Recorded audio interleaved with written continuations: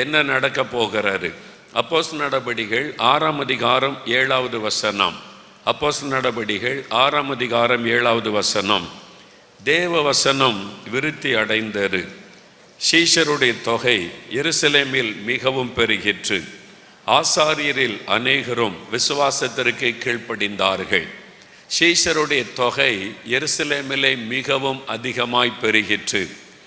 ஆண்டவர் சொன்ன ஒரு காரியம், இந்தியாவின் எருசலேம் சென்னை பட்டணம் முதல் நூற்றாண்டில் உண்டான எழுப்புதல், முதல் நூற்றாண்டு எழுப்புதல் உலகம் முழுவதிலும் பரவி சென்ற இந்த எழுப்புதல் ஆரம்பித்த இடம் எருசலேம் பட்டணம். அந்த எருசலேம் பட்டணத்தில் தான் ஆண்டவருடைய அக்கினி போடப்பட்டு அங்கிருந்து தான் எழுப்புதல் உலகம் முழுவதிலும் பரவி சென்றது. 120 பேர் கூடியிருந்து ஜெபித்தவர்கள் மேலே தான் அந்த அக்கினி போடப்பட்டது. ஜெபித்து கொண்டிருந்தவங்க மேலே தான் எழுப்புதல் அக்கினி வந்து விழுந்தாரு. அவங்க மூலமாக தான் எழுப்புதல் பரவி உலகம் முழுவதிலும் இன்றைக்கு திருச்சபை உண்டாகி இருக்கிறது. அப்போ எருசலேம் தான் மையமாக இருந்தது முதல் நூற்றாண்டு எழுப்புதலுக்கு. இந்த கடைசி கால எழுப்புதலுக்கு சென்னை பட்டணத்தை மையமாய் கர்த்தர் வைத்து அவர் காரியத்தை செய்கிறார். என்னால் தமிழ்நாடு, இந்தியாவினுடைய தென் மாநிலமாயிருக்கிற தமிழ்நாடு, இங்கிருந்து தான் இந்தியாவை அசைக்கிற எழுப்புதல் உண்டாக போகிறது. அது உலகம் முழுவதிலும் பரவி செல்ல போகிறது என்பதை நாம் விசுவாசிக்கிறோம். ஏன் என்று சொன்னால், தோமாவை ஆண்டவர் இந்தியாவுக்கு அனுப்பி அந்த நாட்களிலே தென்னிந்தியா என்று சொல்லக்கூடிய சென்னை பட்டணத்தில் தமிழ்நாடு, கேரளா, ஆந்திரா, கர்நாடகா, தெலுங்கானா இதெல்லாம் அப்பொழுது ஒரே பகுதியாக இருந்தது. சென்னை மாகாணம் என்று அழைக்கப்பட்டார். அதனால் இங்கே தான் கோதுமை மணியாக தோமா ரத்தம் சிந்தி மறிக்க ஆண்டவர் அர்ப்பணிக்க வைத்தார். ஒரு சேஷன், இயேசுவோடு இருந்த ஒரு சேஷன் பிரத்யேகமாக இந்தியாவுக்கு அனுப்பப்பட்டு ஒரு பட்டணத்திலே வந்து கோதுமை மணியாய் கர்த்தர் விழ வைத்திருக்கிறார் என்றால் அதில் பரலோகத்தின் தேவனுக்கு ஒரு மிகப்பெரிய திட்டம் இருக்கிறது. இது சாதாரணமாய் தற்செயலாய் நடந்த ஒரு காரியம் அல்ல. அதனால் சென்னை பட்டணம் தோமாவுடைய பட்டணம். நான் சொல்ல, எல்லாரும் சொல்லுங்க, தோமாவின் பட்டணம், தோமாவின் பட்டணம். அவர் இரத்த சிந்தின விலைக்கரியமாய் கோதுமை மணியாய் விழுந்த இடத்துல கர்த்தர் உங்களையும் என்னையும் வைத்திருக்கிறார். ஆகவே இந்த சென்னை பட்டணத்தில் இருக்கிற நீங்கள் பாக்கியவான்கள், பாக்கியவதிகள். தேவன் தெரிந்து கொண்ட ஒரு இடம், தேவன் கோதுமை மணியாய் தன்னுடைய அப்போஸ்தலனை விழ வைத்த ஒரு இடத்துல நீங்கள் வந்து தங்கி இருப்பது, வேலை செய்வது, படிப்பது, பிஸ்னஸ் பண்ணுவது ஒரு பெரிய பாக்கியம். என்றைக்கும் அதை நினைத்து ஆண்டவருக்கு நன்றி சொல்ல வேண்டும். தோமா அன்றைக்கு எவ்வளவு ஜெபம் பண்ணினார் என்பதற்கு சரித்திரத்தை திருப்பி பார்த்தால் பாருங்க, சின்ன மலையில தான் இந்த விதை எழும்ப ஆரம்பித்தது. திரும்பவும் 70களில் உண்டான முழிரவு ஜெபத்தின் எழுப்புதல் மறுபடியும் திரும்ப இந்த நாட்களிலே எழும்ப ஆரம்பித்திருக்கிறது. அந்த நாட்களிலே 2 தேவ மனிதர்களை விசேஷமாய் கர்த்தர் பயன்படுத்தினார். நம்முடைய அன்பு சகோதரர் டிஜெஸ் தினகரன் அவர்கள், சகோதரர் ஜீவானந்தம் அவர்கள்.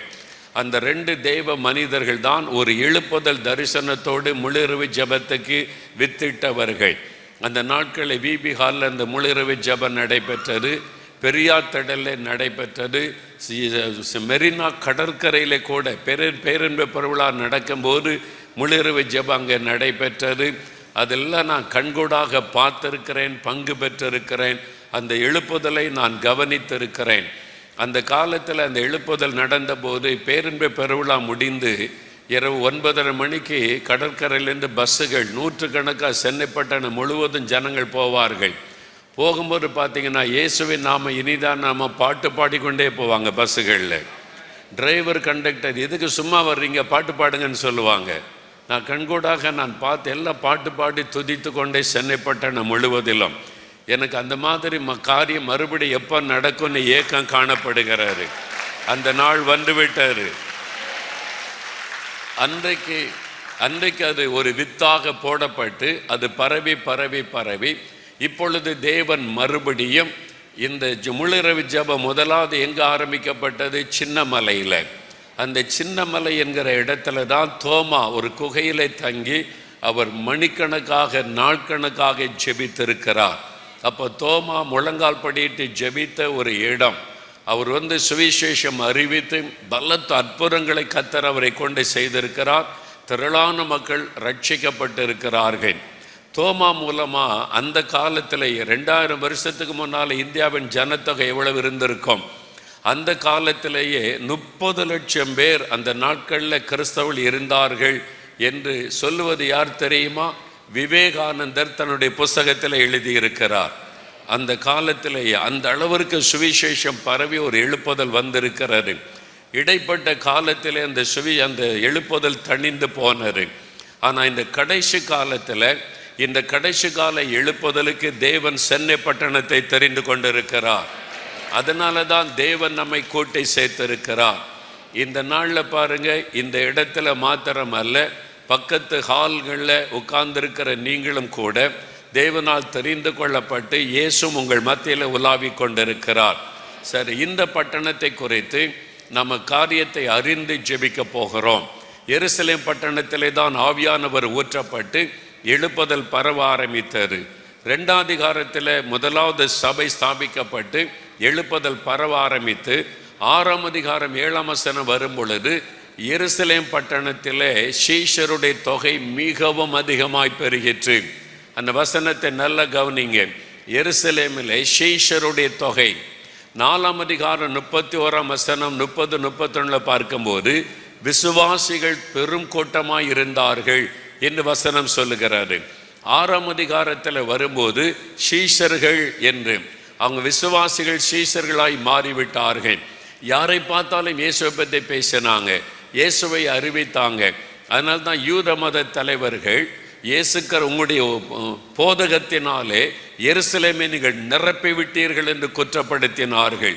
யாரை பார்த்தாலும் இயேசு இயேசு இயேசு ரட்சிப்பு அவரை குறித்து பேசுகிறார்கள். அப்படி பட்டணம் முழுவதுமே இயேசு கிறிஸ்துவின் உபதேசத்தினால் நிரப்பப்பட்டு விட்டது. அப்போ 2ஆம் அதிகாரத்தில் ஆரம்பித்த எழுப்புதல் 6ஆம் அதிகாரம் வரும்போது பட்டணமே மறுரூபமாக்கப்பட்டு விட்டது. வேத அறிஞர்கள் சொல்றாங்க, இந்த 6ஆம் அதிகாரம் வரும் பொழுது எருசலேம் பட்டணத்தில் அந்த காலத்தில் சுமார் 2 லட்சம் மக்கள் வசித்திருக்கிறார்கள் என்று சொல்லுகிறார்கள். அதில் 1 லட்சத்துக்கும் அதிகமான பேர் விசுவாசிகளாய் மாறிவிட்டார்கள். பாதிக்கும் அதிகமான பேர் விசுவாசிகளாக சீஷர்களாய் மாறிவிட்டார்கள் என்பதாய் சொல்லப்படுகிறது. இன்றைக்கி சென்னை பட்டணத்தில் இந்த பட்டணத்தை குறித்து பார்க்கும்போது கிட்டத்தட்ட 1 கோடி மக்கள் இருக்கிறாங்க. 1,20 லட்சம் மக்கள். சென்னை பட்டணத்தினுடைய அந்த எல்லைகள் அது இன்னும் பக்கத்தில் உள்ள சில மாவட்டங்கள், காஞ்சிபுரம் அந்த பக்கம் திருவள்ளூர் மாவட்டத்தை இணைத்து என்ன ஃபேக்ட்ரி அங்கெல்லாம் இருக்கிறது. நீங்கள் பார்த்தீங்கன்னா கிட்டத்தட்ட 1,20 லட்சம் ஆத்துமாக்கள். அப்படியானால் இந்த 1,20 லட்சம் ஆத்துமாக்களில் 60 லட்சம் பேர் சீஷர்களாக மாறினா எப்படி இருக்கும்? கற்பனை பண்ணுங்க. சீஷர்களாக மாறினா எப்படி இருக்கும்? சந்தோஷமே இல்லையா உங்களுக்கு? இதெல்லாம் கற்பனை பண்ண மாட்டீங்களா? நம்ம வசனத்தை கற்பனை பண்ணி அது ஆசைப்பட்டு நம்ம ஜெபிக்கணும். அல்லேலூயா சொல்லுங்க. அப்போ 60 லட்சம் பேர் சீஷர்களாக மாறிட்டாங்கன்னு சென்னைக்குள்ள சென்னை பட்டணம் எப்படி இருக்கும்? சென்னை பட்டணமே மறுரூபமாக்கப்பட்டு விடும். அந்த எழுப்புதலுக்கு தான் நாம் ஜெபித்து கொண்டிருக்கிறோம். இந்த எழுப்புதலுடைய விளைவு என்ன, அதனுடைய ஃபைனல் ரிசல்ட் என்னன்னு பார்த்தீங்கன்னா அப்போஸ்தலர் 9ஆம் அதிகாரம் 31ஆம் வசனம். அப்போஸ்தலர் 9:31 பாருங்க. அப்பொழுது யூதேயா, கலிலேயா, சமாரியா நாடுகளில் எங்கும் சபைகள் சமாதானம் பெற்று பக்தி விருத்தி அடைந்து கர்த்தருக்கு பயப்படுகிற பயத்தோடும் பரிசுத்தாவின் ஆறுதலோடு நடந்து பெருகிற்று. நல்ல கவனிங்க. யூதேயா, கலிலேயா, சமாரியா, இஸ்ரவேல் தேசம் 3 பகுதிகளாய் பிரிக்கப்பட்டிருக்கிறது. அதனுடைய வடபகுதி கலிலேயா. கலிலேயா கடலை சுற்றி இருக்கிற அந்த பகுதிகள் கப்பர்நகும், பெத்சாயிதா, அப்புறம் நேசரேத், கானா ஊர், நாயின் ஊர் எல்லாமே வடபகுதி.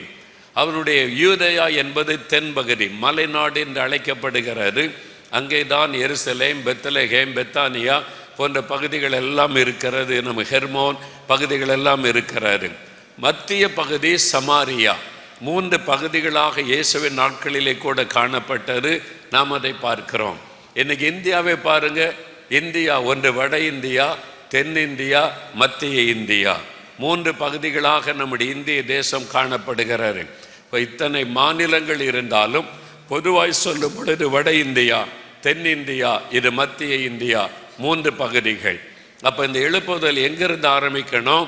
தென் பகுதியிலிருந்து தான் ஆரம்பிக்கணும். அல்லேலூயா. சென்னையில் இந்த உண்டாகிற எழுப்புதல் தான் முழு இந்தியாவில் பெரிய மாற்றத்தை கொண்டு வர போகிறது. அப்போ அதற்காக தேவன் தெரிந்து கொண்ட பட்டணம் தான் இந்த சென்னை பட்டணம். இந்தியாவின் எருசலேம் சென்னை பட்டணம். எல்லாம் கரம் வைத்து சொல்லுங்க, இந்தியாவின் எருசலேம் சென்னை பட்டணம்.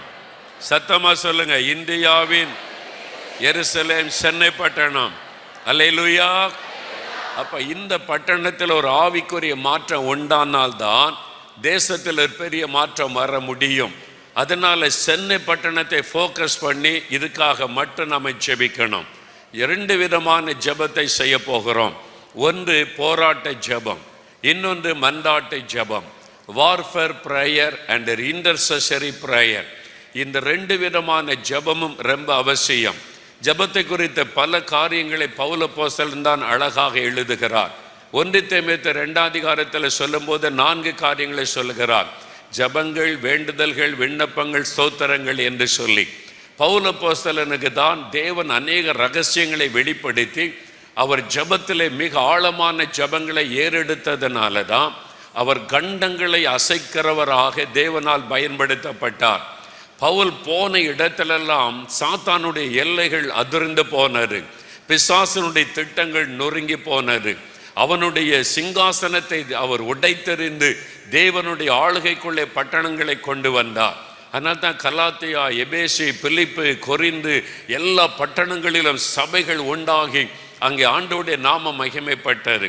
அதற்கு காரணம் ஏதோ ஒரு ஜெபம் பண்ணி ஏதோ ஒரு ஊழியம் செய்கிறோம் என்பதாக அவர் செய்யவில்லை.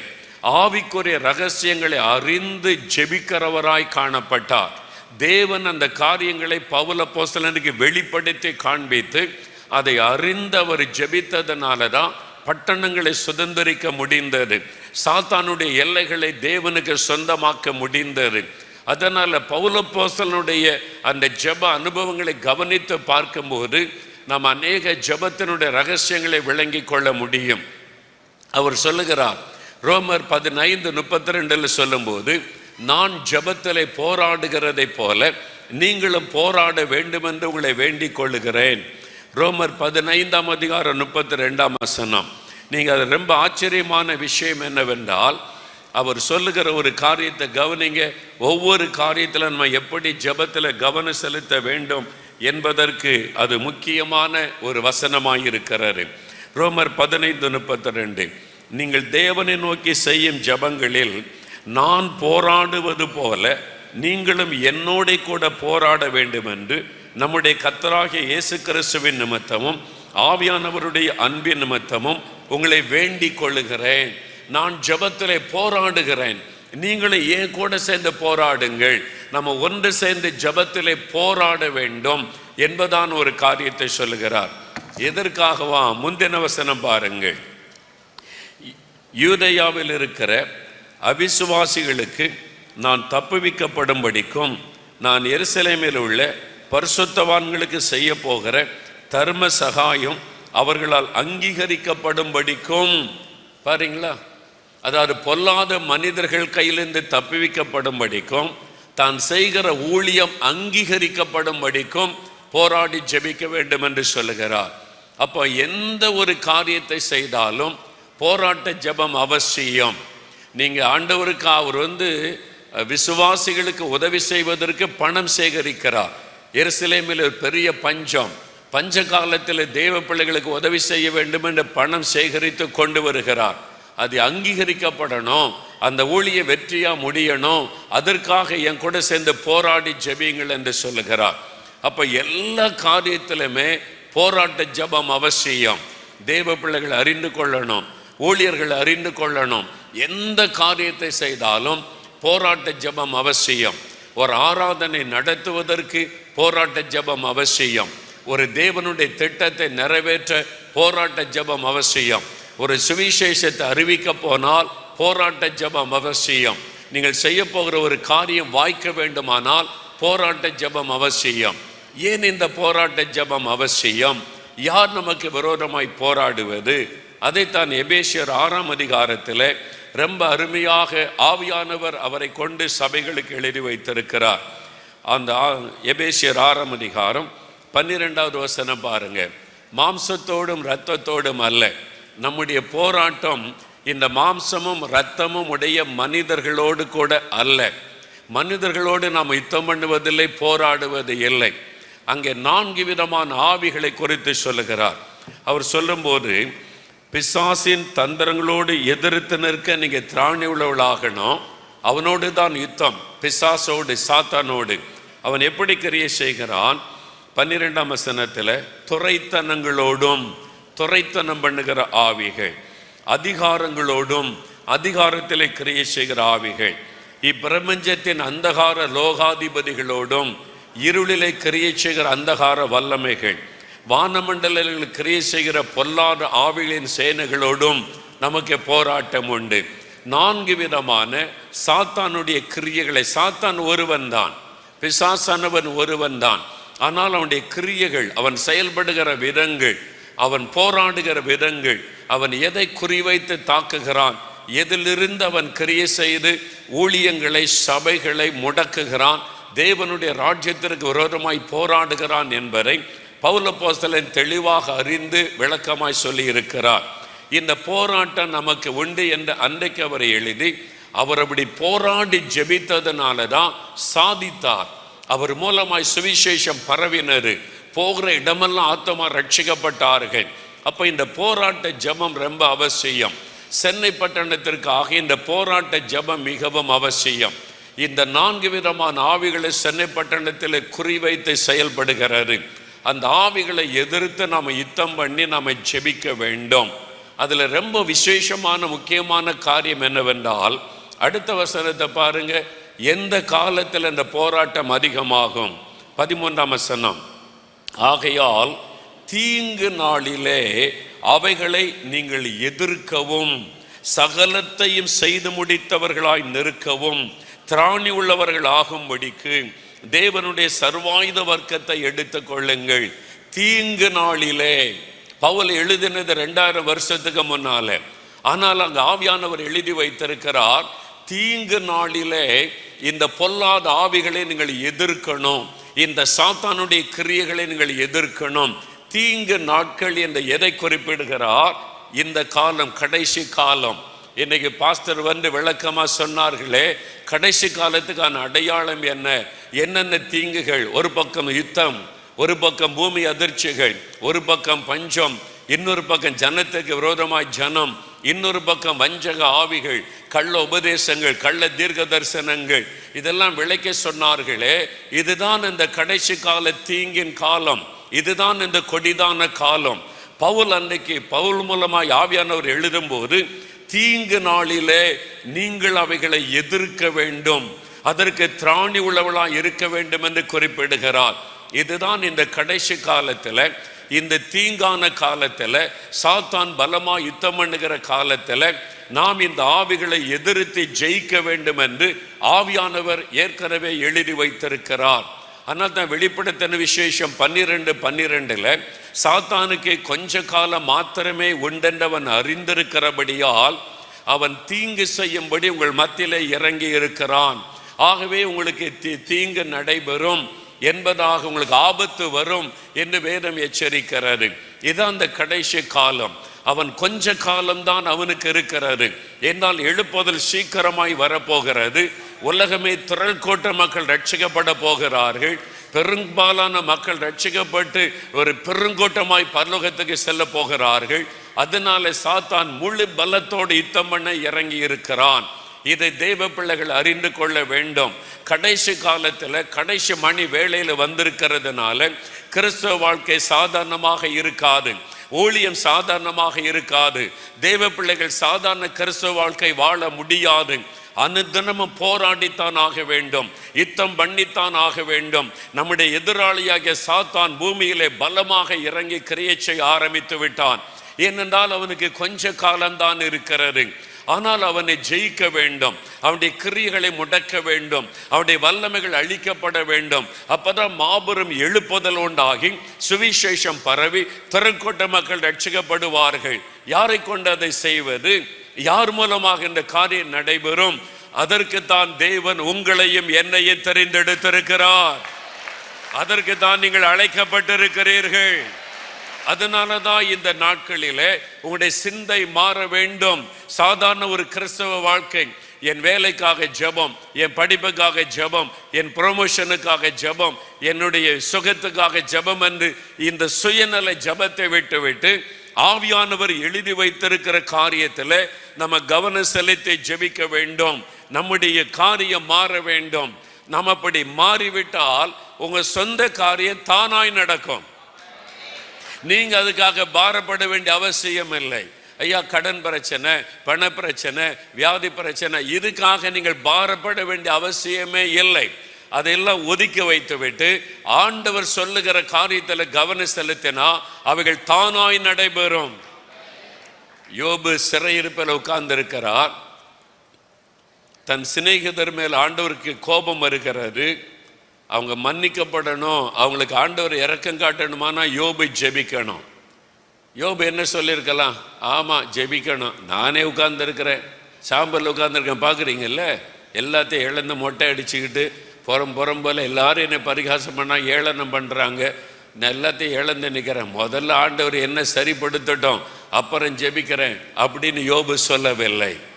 அவர் சாம்பல் உட்கார்ந்திருக்கும் போதே, சிறையிருப்பில் இருக்கும் போதே, அவமானத்தில் இருக்கும் போதே ஆண்டவர் விரும்புகிறாரா? ஆண்டவர் அப்படி சொன்னாரா நான் ஜெபிக்கணும்னு?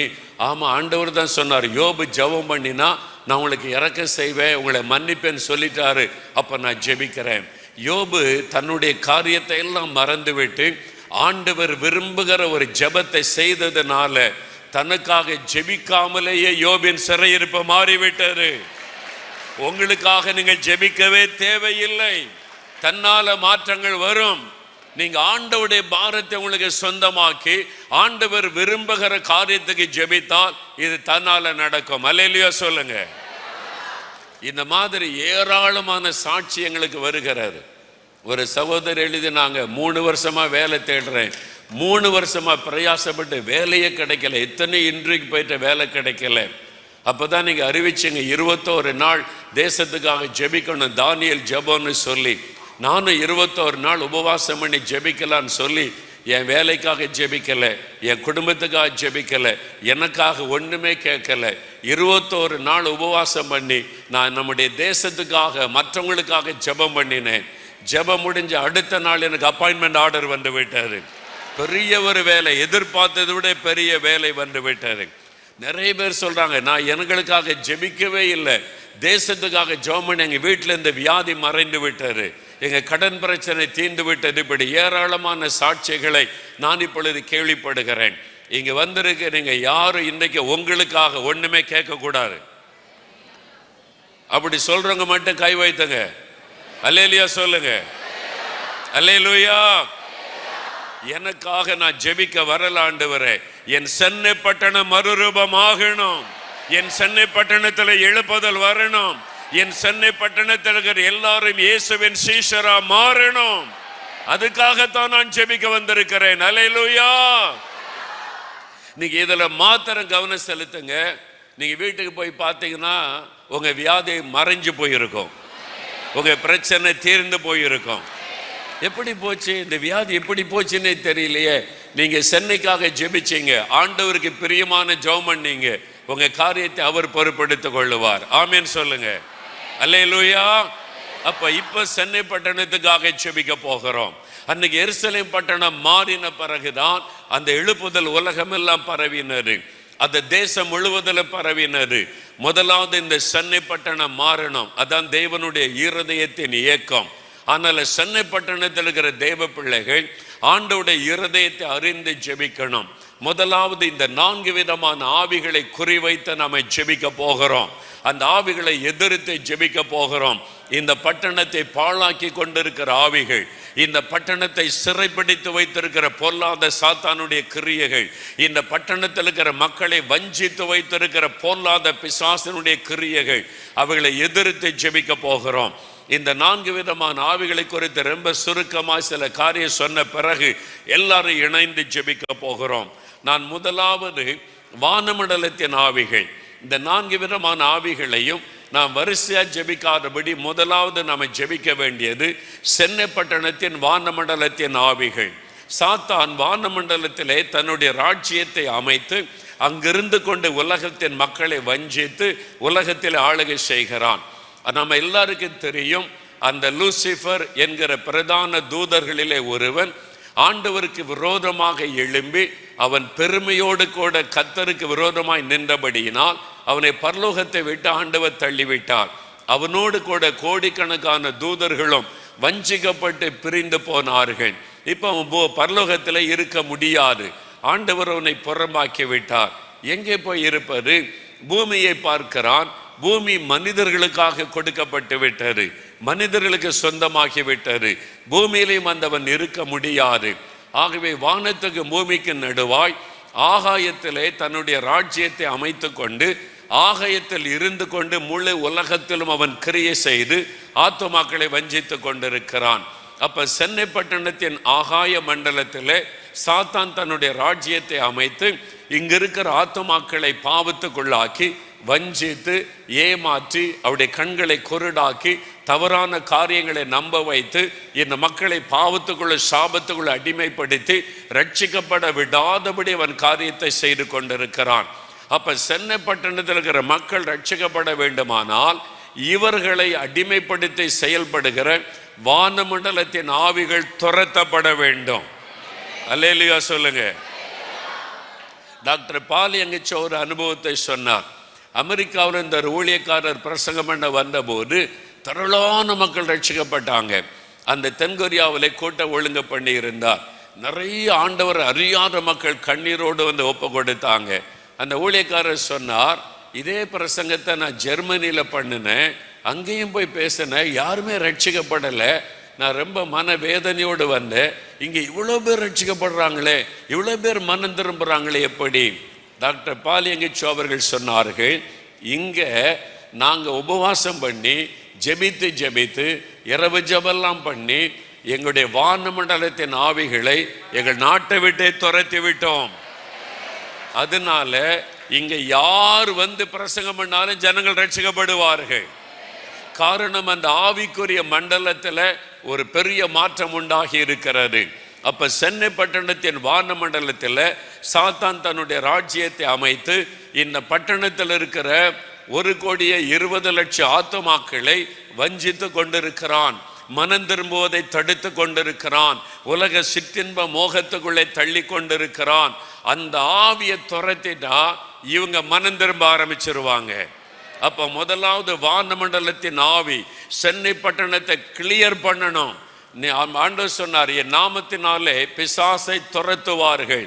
அப்படின்னா ஒரு ஆளுக்குள்ள இருக்கிற பிசாசை துரத்துறது மட்டுமல்ல, ஒரு ஏரியாவில் இருக்கிற பிசாசையே நீங்க துரத்தணும். உங்க தெருவில் இருக்கிற பிசாசெல்லாம் நீங்க தான் துரத்தணும். உங்க பகுதியில் இருக்கிற பிசாசையெல்லாம் துரத்த வேண்டும்.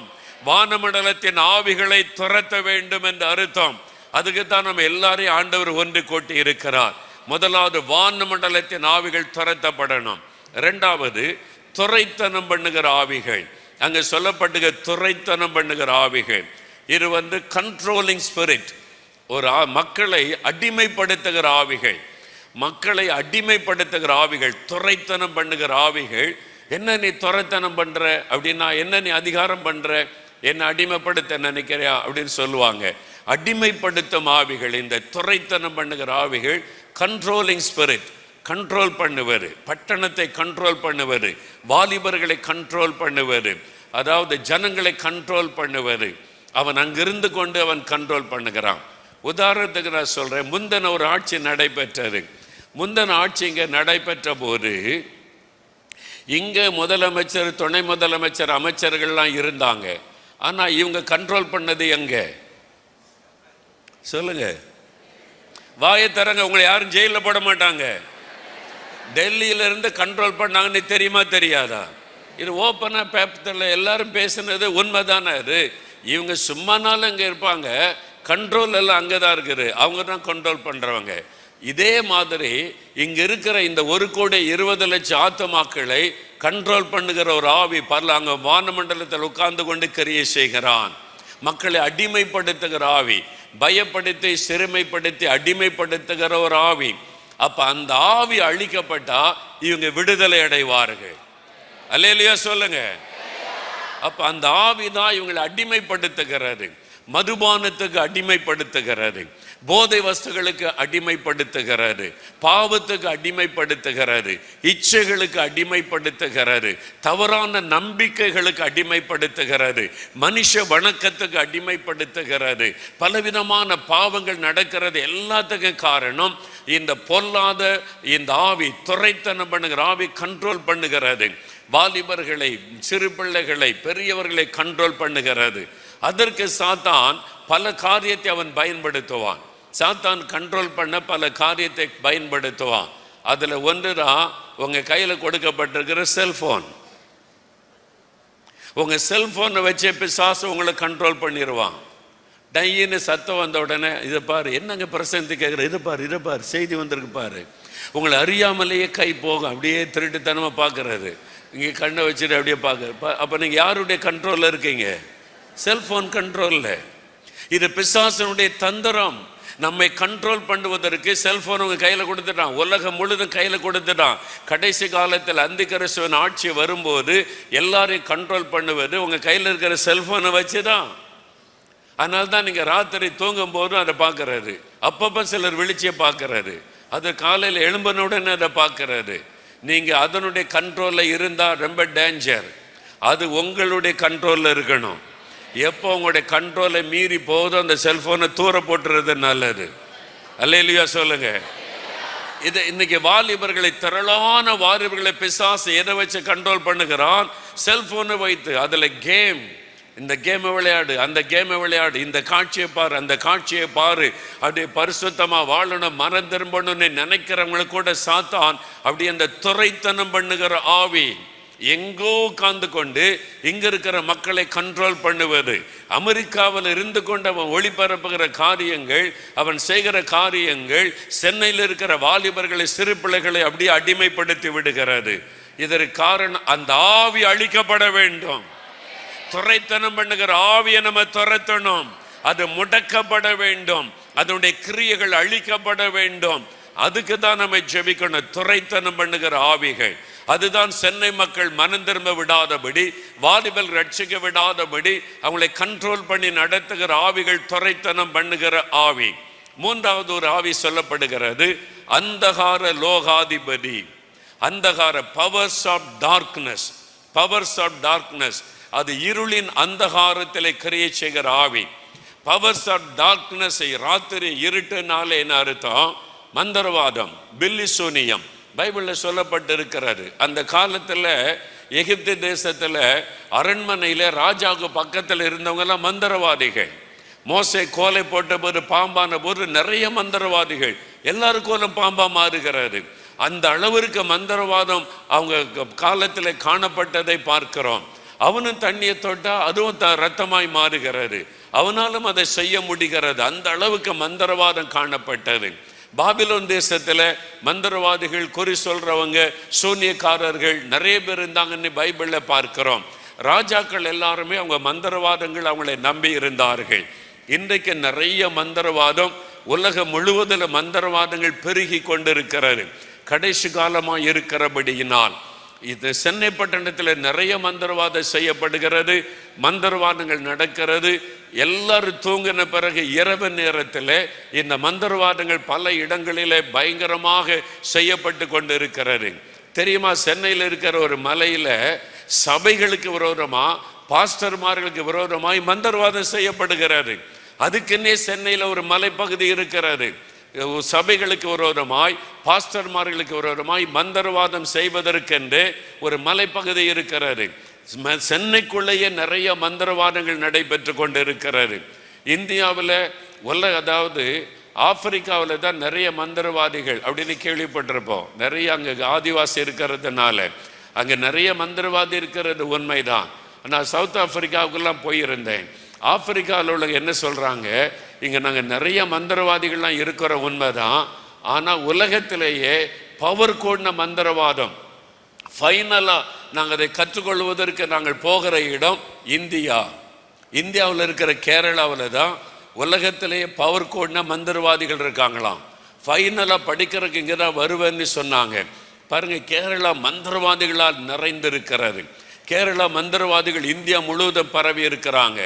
இந்திய அரசியல்வாதிகள் இந்த மந்திரவாதியை நம்பி இருக்கிறாங்க. தமிழ்நாட்டு அரசியல்வாதிகள் மந்திரவாதி நம்பி இருக்கிறாங்க. நீங்கள் நல்லா கூர்ந்து கவனிங்க, ஒவ்வொரு மந்திரிமாரும் ஒவ்வொரு மந்திரவாதியை தங்களுக்கு துணையாக வைத்திருக்கிறாங்க. இதுக்கு முந்தின அரசாங்கம் நடத்தின முதலமைச்சர்லாம் பாருங்க, மந்திரவாதத்தின் மீது நம்பிக்கை உள்ளவங்க. வீட்டை விட்டு வெளியே போகணுன்னா அவன் தான் டைம் சொல்லணும், வீட்டுக்கு உள்ளே வரணும்னா அவன் தான் டைம் சொல்லணும், எந்த திசையில் போகணும் எந்த திசையில் பிரயாணப்படணும் அதெல்லாம் அவன் தான் டைம் சொல்லணும். அப்படி தான் நம்முடைய இங்கே இருக்கிற அந்த ஆளுகிறவர்களை அவன் பிசாசு பயன்படுத்தி கொண்டு வந்தான். இன்னைக்கு இந்திய அளவில் இதான் நடைபெற்று கொண்டு இருக்கிறது. மந்திரவாதங்கள் சென்னை பட்டணத்துக்குள்ள ஏராளமாய் பெருகி இருக்கிறது. இன்னைக்கு நம்ம பண்ற ஜபத்துல எல்லா மந்திரவாத கிரியைகள் அழியணும். மந்திரவாதம் பண்றவங்க ரட்சிக்கப்படணும். ஒருவர் கூட சென்னை பட்டணத்துக்குள்ளே மந்திரவாதம் செய்யக்கூடாது. சென்னையில் மந்திரவாதம் பண்ண இப்ப பலிக்க மாட்டேங்குது அப்படின்னு அவங்க சொல்லணும். என்ன கிறிஸ்தவங்க ஜெபிக்க ஆரம்பிச்சுட்டாங்க. அல்லேலூயா சொல்லுங்க, அல்லேலூயா சொல்லுங்க. நம்ம சரியா ஜெபிச்சா எபேசு பட்டணத்தில் மந்திரவாதிகள் புஸ்தகத்தில் ரோட்ல போட்டு எரிச்ச மாதிரி சென்னை ரோட்ல போட்டு மந்திரவாத புஸ்தகங்கள் எரிக்கப்படணும். அந்த எழுப்புதலுக்காகத்தான் நாம ஜெபித்து கொண்டிருக்கிறோம். அந்த எழுப்புதலை நம்ம காணணும். அல்லேலூயா. இலங்கையில் கிளிநொச்சி என்ற இடம், அதான் அவங்களுடைய அந்த தீவிரவாத அந்த அதாவது போராளிகளுடைய அந்த நாட்டுக்காக தமிழ் மக்களுக்காக போராடின மக்களுடைய தலைமை இடம். எல்லாம் முடிஞ்சு போச்சு. 3 நாள் உபவாச ஜெபம் அங்கே வைத்திருந்தோம். அந்த அங்கே போய் ஜெபிப்பதற்கு 3 நாள் ஒரு ஸ்கூல், கவர்மெண்ட் ஸ்கூல் மைதானத்தில் இடம் கொடுத்தாங்க. சரி இங்கே நடத்துங்கன்னு சொல்லி, என்ன பண்ண போகிறீங்க, தேசத்துக்காக ஜெபம் பண்ண போகிறோம் அப்படின்னு சொன்ன உடனே பந்தல்லாம் போடணும்ல. எங்களுக்கு யார் பந்தல் போட்டு கொடுத்தா தெரியுமா? இலங்கை இராணுவத்தினர். அங்கே இருக்கிற இராணுவ அதிகாரி அவர் கேள்விப்பட்டு இராணுவ அதிகாரிகள் பந்தல் போட்டு கொடுத்தாங்க எங்களுக்கு ஷர்ட்டு. நான் எல்லா வீடியோ ஃபோட்டோலாம் எங்கிட்ட இருக்குது. என்ன பண்ண போகிற, தேசத்துக்காக ஜெபிக்க போகிறோம், அப்படியா எல்லாம் போய் ஹெல்ப் பண்ணுங்கன்னு சொல்லி அவங்க தான் அமைச்சு கொடுத்தாங்க. 3 நாள் உபவாசம் நடைபெற்றது. அதில் ஒரு நாள் மந்திரவாத கிரியைகள் அழிக்கப்பட ஜெபம் பண்ணினோம். மந்திரவாத கிரியைகள் அழியணும்னு சொல்லி நாங்கள் ஜெபம் முடிச்சுட்டு வந்துட்டோம். அடுத்த வாரம் ஒரு பெரிய பிரபலமான மந்திரவாதி இந்த பகுதியில் இருந்திருக்கார். இந்த மைதானத்துக்கு பக்கத்தில் அவர் சொந்த இடத்துக்குள்ள ஒரு பெரிய கோயில் கட்டி அங்கே தான் மந்திரவாதம் எல்லாம் பண்ணுவார். அதெல்லாம் செய்து கொண்டு இருந்திருக்கிறார். அவர் தனியாக ஒரு ரூம் இருக்குமா, அது இருட்டாக இருக்கும். அந்த அறைக்குள்ளே வேறு யாரும் போக மாட்டாங்க. அவர் தான் மட்டும்தான் போவார். அங்கே போய் மந்திரவாதம் பண்ணுவார். 1 வாரம் கழித்து அந்த அறைக்குள்ளே போனவர் திருப்பி வரவே இல்லை. ரொம்ப நேரம் ஆச்சு, பல மணி நேரம் ஆச்சு. அவருடைய மனைவி உள்ளே போய் எட்டி பார்த்தா அந்த ஆள் ரத்தங்கைக்கு செத்து கிடக்கிறார். செத்து போயிட்டார், மந்திரவாதி செத்து போயிட்டார். இந்த அம்மா என்ன சொல்லிட்டாங்க, அந்த கிறிஸ்தவுடைய கடவுள் தான் அடிச்சிட்டார் என் கணவரை. நம்ம ஜெபம் பண்ணதை அந்த அம்மா கேட்டிருக்குது. இந்த மாதிரி நம்ம பொதுவாக ஜெபிச்சோம் மந்திரவாதிகள் ரட்சிக்கப்படணும்னு. அவங்க அந்த கடவுள் தான் அடித்து என் கணவரை இறந்துட்டாரு. அந்த அம்மா சொன்னார். அதனுடைய விளைவு என்ன தெரியுமா? அந்த அம்மா ரட்சிக்கப்பட்டு இயேசுவை ஏற்றுக்கொண்டாங்க. இயேசு தான் ஆண்டவர்னு ஏற்றுக்கொண்டு அவங்க வீட்டு கேம்பஸுக்குள்ள அந்த அந்த கோயில் கட்டி அங்கே தான் மந்திரவாதம் செய்கிறாரு, அங்கே தான் பூஜையெல்லாம் பண்ணுறாரு. இந்த அம்மா ரட்சிக்கப்பட்டவுடனே பாருங்க, கோயில் கோபுரம்லாம் அப்படியே இருக்குது. எல்லா சிலையெல்லாம் அந்த அம்மா எடுத்துட்டு அந்த இடத்த சிலுவையில் வச்சுட்டு மற்ற அந்த இடத்துல வச்சு அந்த ஊருக்காரங்கெல்லாம் வந்தாங்க. நாங்கள் எத்தனையோ வருஷமாக இங்கே தான் சாமி கும்பிட்டுருக்கோம், அவன் கணவர் எல்லாம் பண்ணியிருக்காரு, நீ கிறிஸ்தவளாக போயிட்ட விட்டுரு, நாங்கள் இதை சாமி கும்பிட்டு கொள்கிறோம்.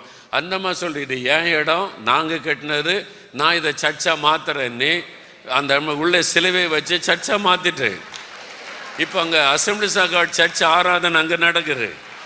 நான் போயிருக்கும்போது பார்த்துட்டு வந்தேன். அப்ப மந்திரவாதம் அழியட்டும்னு ஜெபிக்கும் போது மந்திரவாதி குடும்பம் ரட்சிக்கப்படும். இனி சென்னையில ஒரு மந்திரவாதமும் பலிக்க கூடாது. இருளின் அந்தகார வல்லமைகள் அழிக்கப்படணும். இருளின் அந்தகார வல்லமைகள் அழிக்கப்படணும். ஆமென். அதற்காக ஜெபிக்கணும். நான்காவது ஒரு ஆவி இருக்கிறது, அதிகாரத்திலே கிரியை செய்கிற ஆவி. அது என்ன? அதிகாரத்திலே கிரியை செய்கிற ஆவி.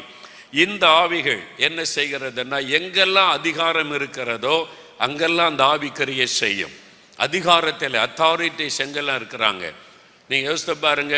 சென்னை பட்டணத்துக்கு கார்பரேஷனுக்கு யார் அதிகாரி? மேயர். அவங்களுக்கு ஒரு அதிகாரம் இருக்குது. ஒரு தொகுதி அப்படின்னா ஒரு எம்எல்ஏ, அவருக்கு ஒரு அதிகாரம் இருக்கிறாரு. ஒரு ஏரியா போலீஸ் ஸ்டேஷன் இருந்தால் அந்த எஸ்ஐக்கு ஒரு அதிகாரம் இருக்கிறாரு. டிஎஸ்பிக்கு ஒரு அதிகாரம் இருக்கிறது. எஸ்பிக்குன்னு ஒரு அதிகாரம் இருக்கிறாரு. டிஏஜிக்குன்னு ஒரு அதிகாரம் இருக்கிற. அப்படி அதிகாரங்கள் அப்படியே பெருகி கொண்டே இருக்கும். அமைச்சர்களுக்குன்னு ஒரு அதிகாரம் இருக்கு. அந்த துறையில் என்ன வேணாலும் அவங்க செய்யலாம். முதலமைச்சருடைய அதிகாரம் தான் தமிழ்நாட்டில் டாப் ஆனது. அதே மாதிரி இந்தியான்னு எடுத்துக்கொண்டீங்கன்னா எம்பிக்களுக்கு ஒரு அதிகாரம் இருக்குது, மத்திய அமைச்சர்களுக்குன்னு ஒரு அதிகாரம் இருக்குது, பிரதமருக்குன்னு ஒரு அதிகாரம் இருக்கிறது, அப்புறம் ஜனாதிபதிக்குன்னு அதிகாரம். அப்படி நிறைய அதிகாரங்களை பார்க்கிறோம். பஞ்சாயத்து தலைவருக்குன்னு ஒரு அதிகாரம் இருக்கு. அந்த பஞ்சாயத்துக்குள்ள என்ன வேணாலும் செய்ய முடியும். அது மாதிரி யூனியன் சேர்மன்னா அந்த யூனியனுக்குள்ள எதையும் செய்ய முடியும். ஒவ்வொன்றுக்கும் ஒரு அதிகாரம் இருக்கிறது. எல்லா துறையிலும் அதிகாரிகள் இருக்கிற அரசாங்க அதிகாரிகள், அவங்களுக்கும் ஒரு பவர் இருக்கிறது, அதிகாரம் இருக்கிறது. இந்த அதிகாரங்களிலே கிரியை செய்கிற ஆவிகள், இந்த அதிகாரங்களிலே கிரியை செய்கிற ஆவிகள், அது எழுப்புதலை தடுக்கிற ஆவிகள், ரட்சிப்பை தடுக்கிற ஆவிகள், அவைகள் அந்த அதிகாரத்தை வைத்து சாத்தான் தன்னுடைய கிரியைகளை நடப்பித்து கொண்டிருக்கிறான். ஒரு தேசத்தை அவன் கண்ட்ரோல் பண்ணணுமானா அந்த தேசத்தின் தலைமையில் இருக்கிற ஆளை பிடிச்சா போதும். இன்னைக்கு பாருங்க, தாவீது கர்த்தரால் அபிஷேகம் பண்ணப்பட்டவர், கர்த்தரிடத்தில் விசாரித்தை செய்கிறவர். அந்த தேசத்தில் ஒரு அழிவை கொண்டு வர தாவீதுக்குள்ள சாத்தான் நுழைந்து விட்டான். சாத்தானுடால் ஏவப்பட்டு, அதாவது உள்ள நுழையில, வெளியிலிருந்து ஏவனா ஜனங்களை கணக்கிடுன்னு சொல்லி அதனுடைய விளைவு ஒரு சாபம் வந்து விட்டது. தேசத்தில் ஏராளமான பேர் ஒரே நாளிலே மரித்து போன சம்பவங்களை வேதத்திலே நம்ம பார்க்கிறோம். அதே சமயத்தில் கோரேஸ் என்ற ஒரு ராஜா, புறஜாதி ராஜா, அவனை ஆவியானவர் தூண்டி எழுப்பி தன்னுடைய திட்டத்தை நிறைவேற்ற கர்த்தர் பயன்படுத்தினார். அப்ப அதிகாரத்தில் உள்ளவர்களை ஒன்று சாத்தான் பயன்படுத்துவார் அல்லது ஆவியானவர் பயன்படுத்துவார். இது நம்முடைய ஜெபத்தை வைத்துதான் கர்த்தர் செயல்பட முடியும். அல்லேலூயா சொல்லுங்க. அதனாலதான் 1 தீமோத்தேயு 2:2 நாம் எல்லா பக்தியோடும் நல் ஒழுக்கத்தோடும் கலகமில்லாமல் அமைதலுள்ள வாழ்க்கை வாழும்படி ராஜாக்களுக்காகவும் அதிகாரமுள்ள யாவருக்காக ஜெபம் பண்ணுங்கள் என்று எழுதப்பட்டிருக்கிறது.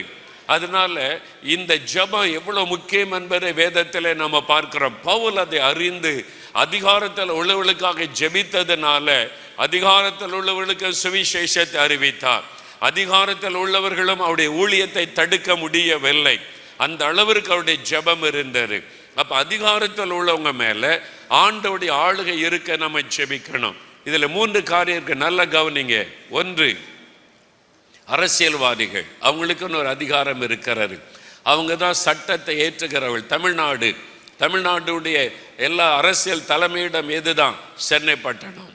இந்த சென்னை பட்டணம் தமிழ்நாட்டில் ஒன்று நடக்கணுமானா சென்னை பட்டணத்தில் நம்முடைய சட்டசபையில் தான் சட்டம் இயற்றப்படும்.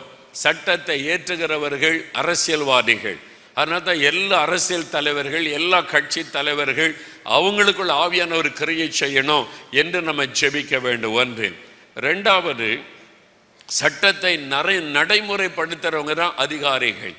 இப்போ கல்விக்காக ஒரு சட்டம் புதுசாக ஏற்றுனா கல்வித்துறை இயக்குநர்கள் இருக்கிறாங்க, அவங்க தான் நடைமுறைப்படுத்துவார்கள். காவல்துறைக்கு அப்படின்னு ஒரு சட்டம் ஏற்றுனா காவல்துறை தான் அதை முக்கியமாக கண்காணிக்கும். இந்த சட்டத்தின் பிரகாரம் எல்லாம் காரியங்கள் நடத்தப்படுகிறதா, சட்டத்தை நடைமுறைப்படுத்துகிறவங்க அரசாங்க அதிகாரிகள். ஆனால் கவர்னர், அந்த கலெக்டர், ஒவ்வொரு மாவட்டத்துக்கான கலெக்டர், தாசில்தார், ஆர்ஐ, இப்படி ஒவ்வொரு டிபார்ட்மெண்ட்டுக்கும் அதிகாரிகள். அவங்க தான் நடைமுறைப்படுத்துறவங்க.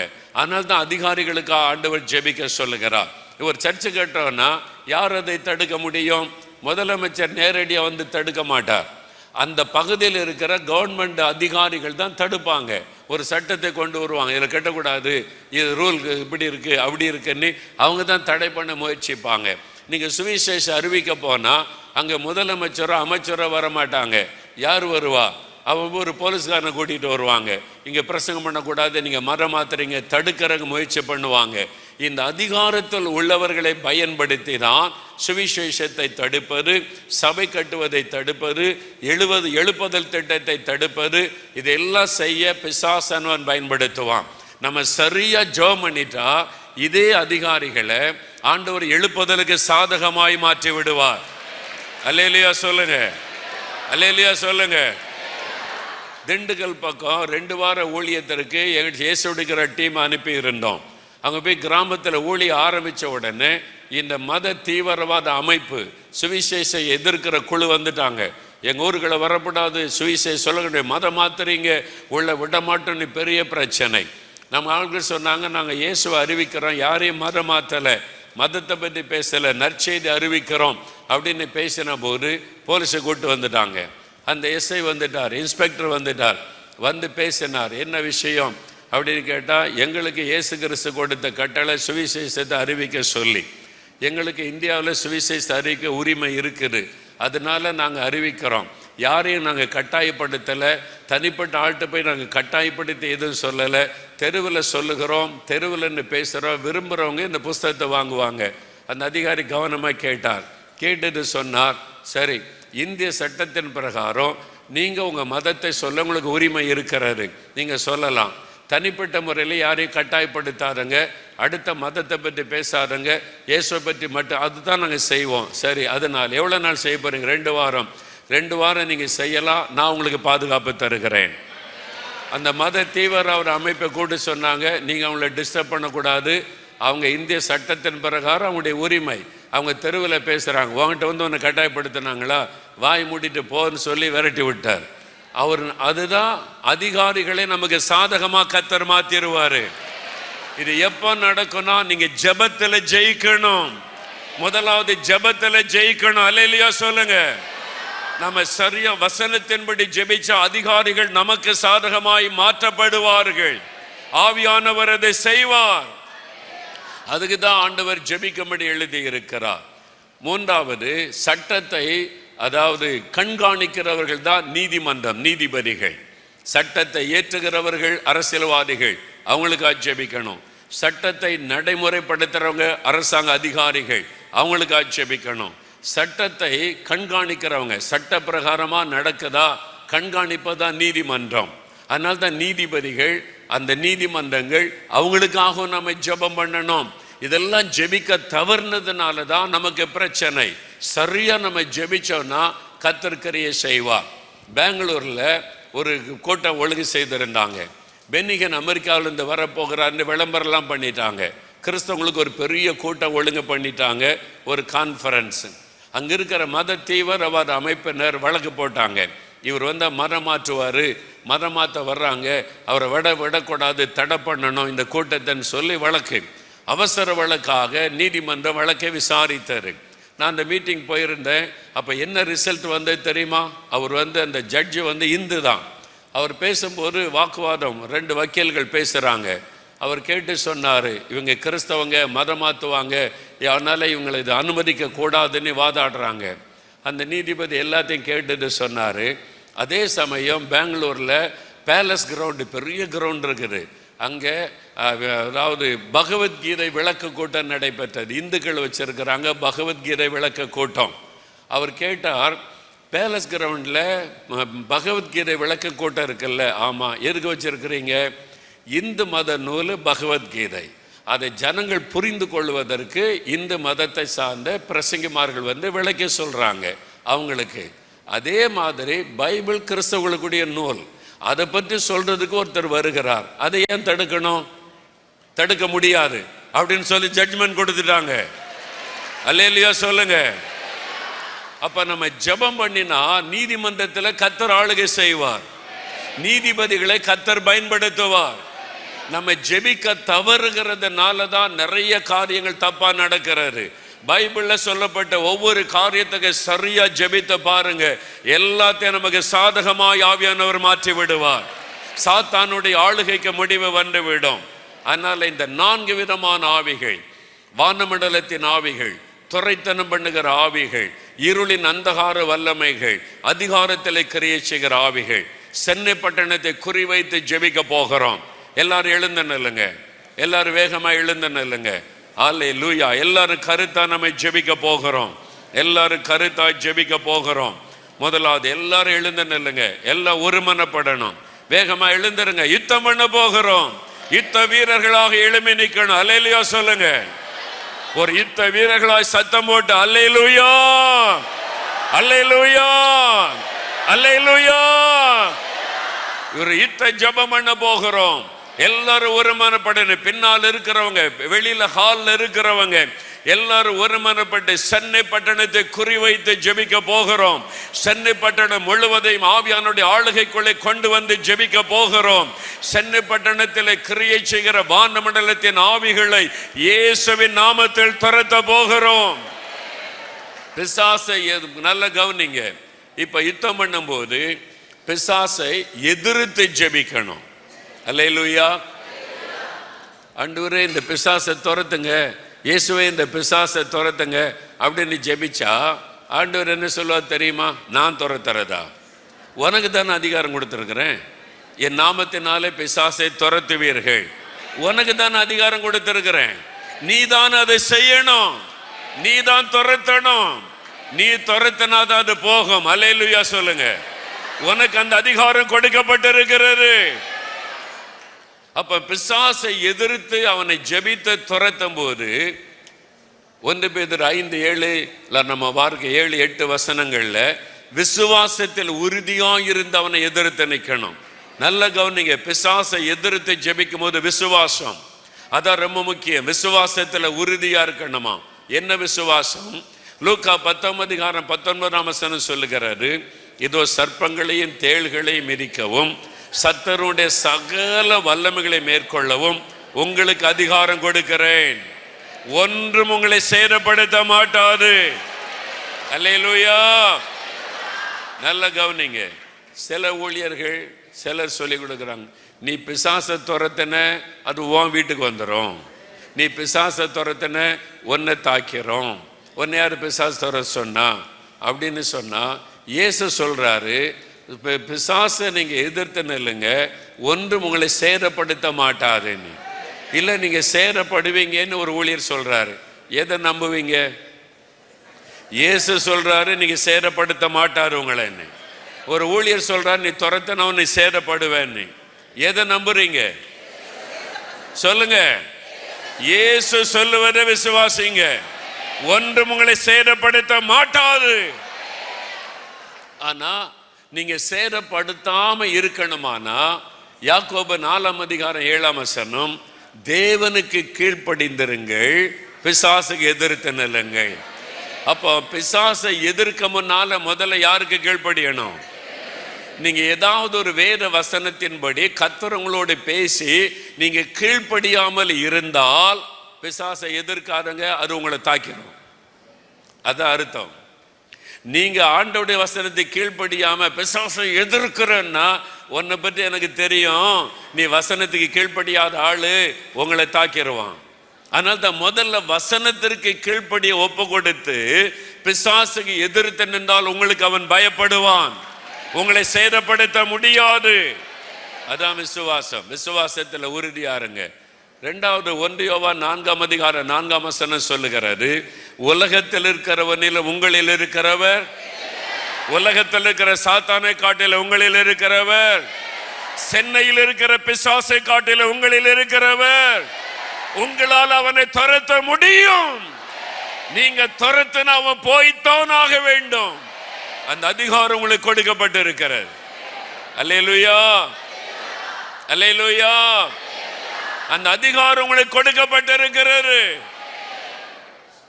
சென்னையில் நிறைய டிராஃபிக் இல்லை, பஸ்ஸுகள் லாரிகளை வேகமாக போய்கிட்டே இருக்கும். அப்படியே ஒரு போலீஸ்காரர் கையில் சிவப்பு ஒரு போர்டு வச்சிருப்பார், என்னது ஸ்டாப் அப்படின்னு தான் எழுதியிருக்கோம்.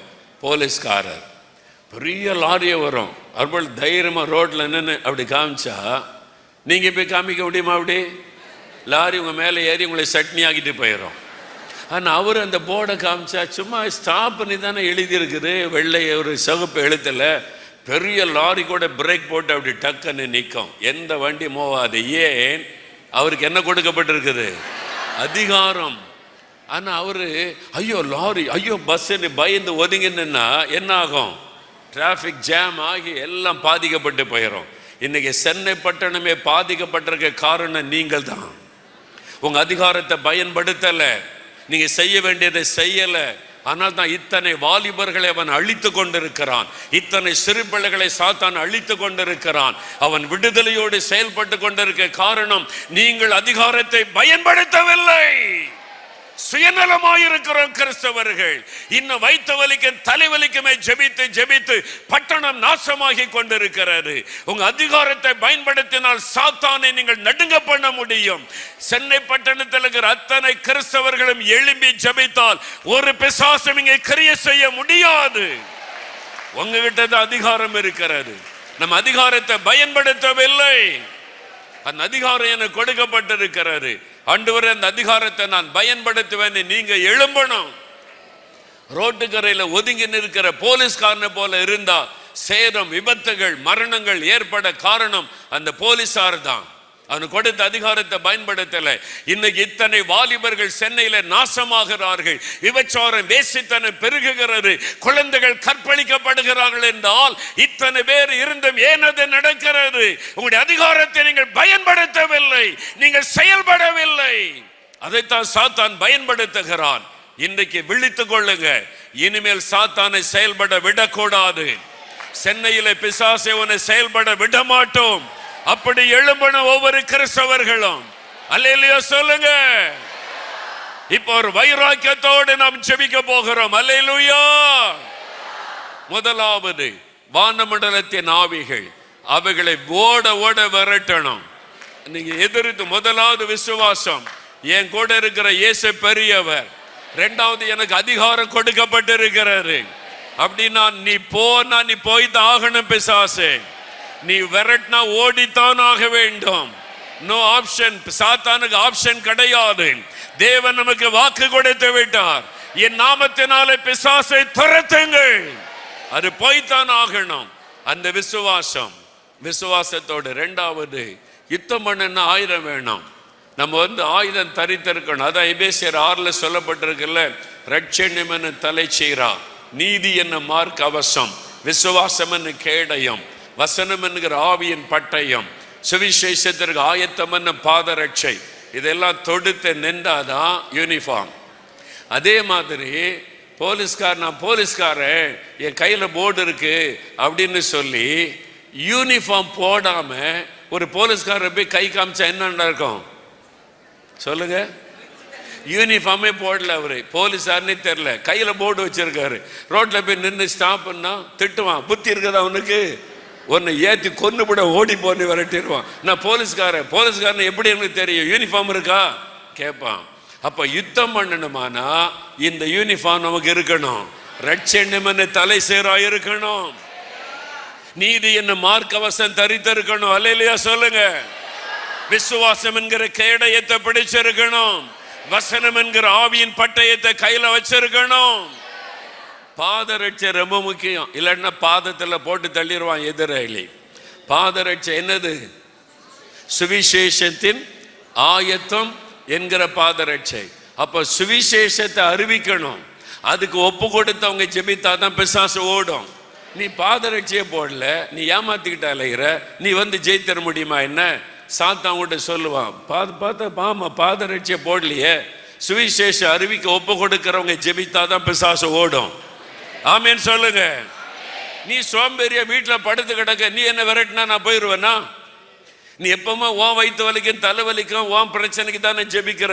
நீ ஜெபிச்சா நான் பயந்துருவேனா? பிசாசு உங்களை பார்த்து மிரட்டிடுவான்.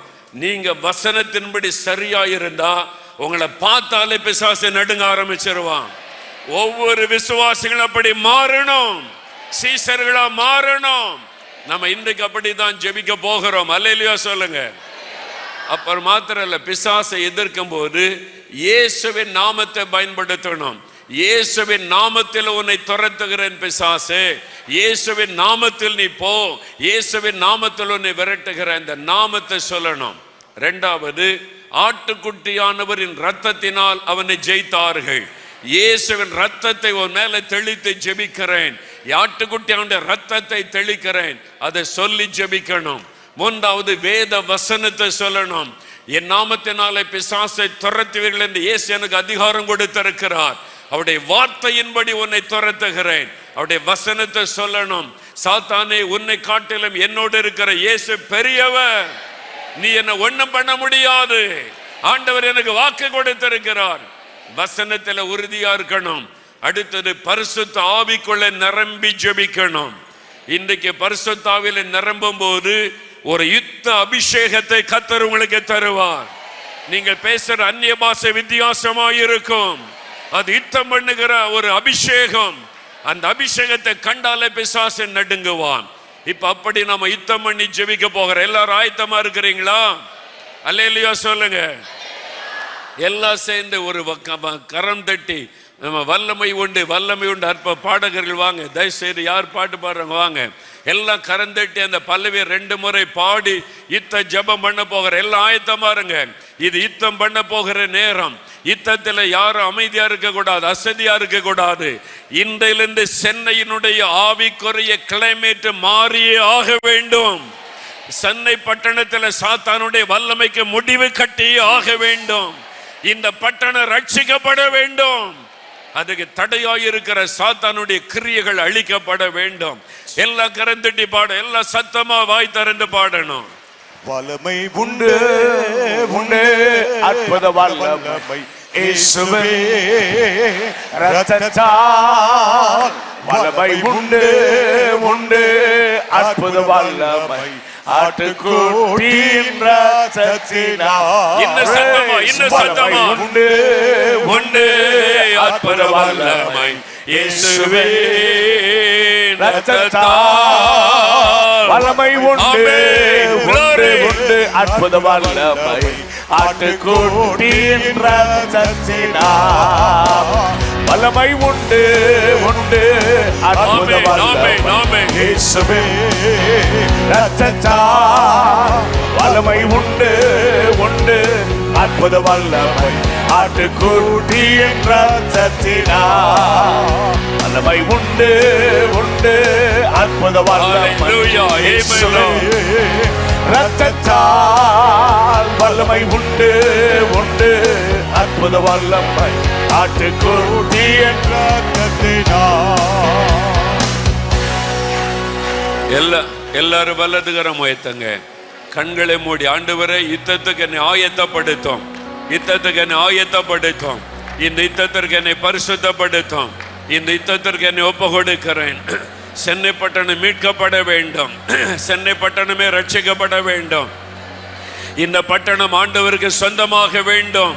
இந்த பட்டணத்தில் கிரியை செய்கிற ஆவிகளை எதிர்த்து யுத்தம் பண்ண என்னை பலப்படுத்துவீராக, என் அபிஷேகம் பண்ணுவீராக, என் ஆவியினால் நிரப்புவீராக. ஆவியானவருக்கு இடம் கொடுங்க, ஆவியானவருக்கு இடம் கொடுங்க, ஆவியானவருக்கு இடம் கொடுங்க. இப்பொழுது ஒரு அபிஷேகம் உங்களை நிரப்ப போகிறது. அது யுத்த அபிஷேகம், அது யுத்த அபிஷேகம், அது யுத்தம் பண்ணுவதற்கான, போராடுவதற்கான அபிஷேகம், சாத்தானை மேற்கொள்வதற்கான அபிஷேகம்.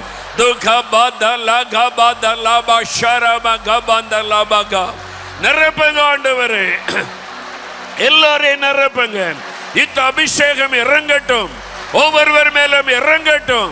யுத்த அபிஷேகம், யுத்த அபிஷேகம், நிரப்பம் நிரப்பம் நிரப்பம். Anoint everybody, Lord. யுத்த அபிஷேகம், glory. நிரப்புங்க ஆண்டவரே, ஒவ்வொருவரையும் நிரப்புங்க, பலப்படுத்துங்க. யுத்த அபிஷேகம் நிரப்பட்டும், ஒவ்வொருவரையும் பலப்படுத்தும். ஒரு புதிய பாஷை உங்களுடைய நாவிலே வருகிறது, ஒரு புதிய பாஷை, அது யுத்த பாஷை.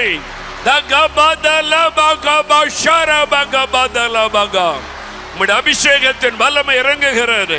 ஆவியானுடைய வல்லமை இறங்குகிறது. அல்லேலூயா. நிரப்பங்க ஆண்டவரே. அல்லேலூயா, அல்லேலூயா. சிலருக்குள்ளே புதிய பாஷை வருகிறது. அது யுத்த பாஷை. ஆவியானவர் கொடுக்கிற யுத்த பாஷை. சாத்தான் நடுங்க போகிறான். பிசாசு நடுங்க ஆரம்பித்து விட்டான். சென்னை பட்டணம் இயேசுவுக்கு சொந்தம். இது தோமாவின் பட்டணம். இது எழுப்புதலின் பட்டணம். இது இந்தியாவின் எருசலேம். இங்க மாற்றம் வந்தே ஆகணும். எல்லாம் கவனிங்க. முதலாவது எல்லா வான மண்டலத்தை நோக்கி வலது கரத்தை உயர்த்தி ஆள்காட்டி விரலை நீட்டி, பொல்லாத வான மண்டலத்தின் ஆவியே, சென்னை பட்டணத்தை விட்டு நீ வெளியேறணும். உனக்கு விரோதமாய் நாங்கள் வந்திருக்கிறோம். யுத்தம் பண்ண வந்திருக்கிறோம். இயேசுவின் நாமத்தினாலே சென்னை பட்டணத்தை பாழாக்குகிற பொல்லாதவனே, சென்னை பட்டணத்தை வஞ்சித்துக் கொண்டிருக்கிற பொல்லாதவனே, சென்னை பட்டணத்தின் வாலிபர்களை, சிறு பிள்ளைகளை, இளம் பிள்ளைகளை வஞ்சிக்கிறவனே, உனக்கு விரோதமாய் நாங்கள் வருகிறோம். ஆவில நிரம்பி ஜெபிங்க. அந்நிய பாஷையில ஜெபம் பண்ணுங்க. யுத்தம் பண்ணுங்க. தகபா தலா கபா தலா பகா பஷரபகா துடலா தரபா ஷரபா கபா தலா பகும் துடரா தரபா ஷரபா கபா தலபா. வானமண்டலத்தின் ஆவிகளை விரட்டுகிறோம். வானமண்டலத்தின் ஆவிகளை துரத்துகிறோம். இயேசுவின் நாமத்தினாலே, இயேசுவின் நாமத்தினாலே, இயேசுவின் இரத்தத்தின் வல்லமையினாலே வானமண்டலத்தின் ஆவிகளை துரத்துகிறோம். வெளியேறி போ. இயேசுவின் நாமத்தினாலே சென்னை பட்டணத்தை விட்டு வெளியேறு. பொல்லாத சாத்தானே, உனக்கு விரோதமாய் வருகிறோம். ஜெபிங்க, ஜெபிங்க, ஜெபிங்க. விடாதுங்க. யுத்தத்தை நிறுத்தாதுங்க. இன்னும் சத்தமாய், இன்னும் சத்தமாய் யுத்தம் பண்ணுங்க. அந்நிய பாஷையில ஆவில நிரம்பி ஜெபிங்க, ஜெபிங்க.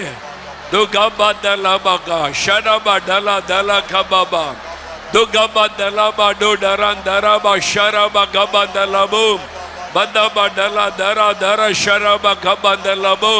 விடாதுங்க, விடாதுங்க. இன்னும் அதிகமா ஜெபிக்கணும். இன்னும் அதிகமா ஜெபிக்கணும். பொல்லாத ஆவிகளை எதிர்க்கிறோம். வானமண்டலத்தின் ஆவிகளை விரட்டுகிறோம். இயேசுவின் இரத்தத்தை தெளிக்கிறோம். இயேசுவின் நாமத்தினாலே வானமண்டலத்தின் ஆவிகள் வெளியேறுவதாக துரத்துகிறோம். இயேசுவின் நாமத்தில் துரத்துகிறோம். தகபா தலபா ஷரபகா ததபா டுடலா தரா தரா ஷரபகா. Thank you Lord. அபிஷேகம் பெற்ற ஆவியினாலே நிரம்பி ஜெபிக்கிற யாராவது ஒருவர் முன்னால் வந்து ஜெபிக்கணும். இந்த மைக்கில் ஜெபிக்கணும். யார் வர்றீங்க? யாராவது ஒரு பரிசுத்தாவின் அபிஷேகம் பெற்று ஆவில நிரம்பி ஜெபிக்கிற ஒருவர் முன்னால வாங்க. அப்படி முன்னால வாங்க. இந்த மைக்கை தருவாங்க. அவங்களோட சேர்ந்து எல்லா கரமுயத்தை ஜெபிக்கணும். குறிப்பா வானமண்டலத்தின் ஆவிகளை எதிர்த்து சகோதரி வேற எதுக்கும் ஜெபிக்க கூடாது. வானமண்டலத்தின் ஆவிகளை எதிர்த்து எல்லா வலது கரம் வைத்தங்க. சென்னை மக்கள் தான் ஜெபிக்கணும். ஜெபிங்க. பட்டணத்துக்காக அப்பா உம்முடைய சமூகத்துல நாங்கள் வந்து நிற்கிறோம் சுவாமி. நாங்கள் ஒரு மனதோடு உம்முடைய சமூகத்தை நோக்கி பார்க்கிறோம் ராஜா. ஆவியை எதிர்த்து ஜெபிங்க, எதிர்த்து ஜெபிங்க. நீர் எங்களுக்கு கொடுத்த அதிகாரத்தின்படி, ஆமென், அதிகாரத்தின்படி மண்டலத்தில் உள்ள பொல்லாத ஆவி, ஆமென், இப்பொழுது விரட்டுகிறோம் அந்த பொல்லாத ஆவிகளை. விரட்டுகிறோம் இயேசுவின் நாமத்தில். விரட்டுகிறோம் பொல்லாத ஆவிகளை. இயேசு கிறிஸ்துவின் வல்லமையுள்ள நாமத்தினாலே இந்த சென்னை பட்டணத்தை விட்டு வெளியேறு.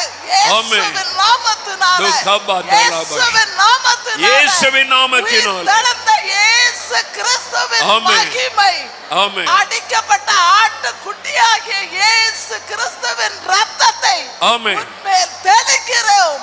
அல்லேலூயா. ஆமென். கர்த்தர் ஜெபத்தை கேட்டார். எல்லாம் கரந்தட்டி ஆர்ப்பரிங்க. அல்லேலூயா, அல்லேலூயா, அல்லேலூயா.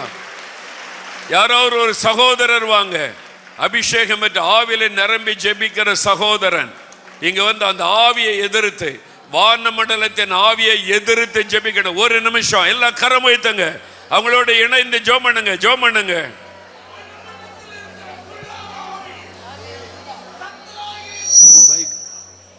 இந்த மைக் கொடுங்க, மைக் கொடுங்க. துக்கபான் எல்லாரும் வலதுகர வைத்து வானமண்டலத்தில் இருக்கிற ஆமென் பொல்லாத சேனை ஆமென் ஆமென் இயேசுவின் நாமத்தினாலே ஷரபா கபாதல சென்னபட்டதை விட்டு புறப்பட்டு போ. இயேசுவின் நாமத்தில் ஆமென், இயேசுவின் நாமத்தினாலே ஆமென் முட்டைக்கு நிர்மலமாக்கி ஜெபிக்கிறோம் நல்ல பிதாவே. ஆமென் ஆமென். கர்த்தர் ஜெயம் கொடுத்து கொண்டிருக்கிறார். அல்லேலூயா. எல்லா கரம் உயர்த்தி சொல்லுங்க, இயேசுவின் ரத்தத்தை தெளிக்கிறோம். வானமண்டலத்தின் ஆவியை இயேசுவின் நாமத்தில் விரட்டுகிறோம். இந்த பட்டணத்தை விட்டு வெளியேறு, இயேசுவின் நாமத்தில் உன்னை துரத்துகிறோம். பொல்லாத சாத்தானுடைய கிரியைகளை அதட்டுகிறோம். வெளியேறி போ இயேசுவின் நாமத்தினால். வானமண்டலத்தை விட்டு வெளியேறு இயேசுவின் நாமத்தில். கர்த்தர் ஜெயம் கொடுத்து கொண்டிருக்கிறார். எல்லாம் கரந்தட்டி ஆர்ப்பரித்த துணிங்க, ஆர்ப்பரித்த துணிங்க, சத்தமா துணிங்க. அல்லேலூயா, அல்லேலூயா.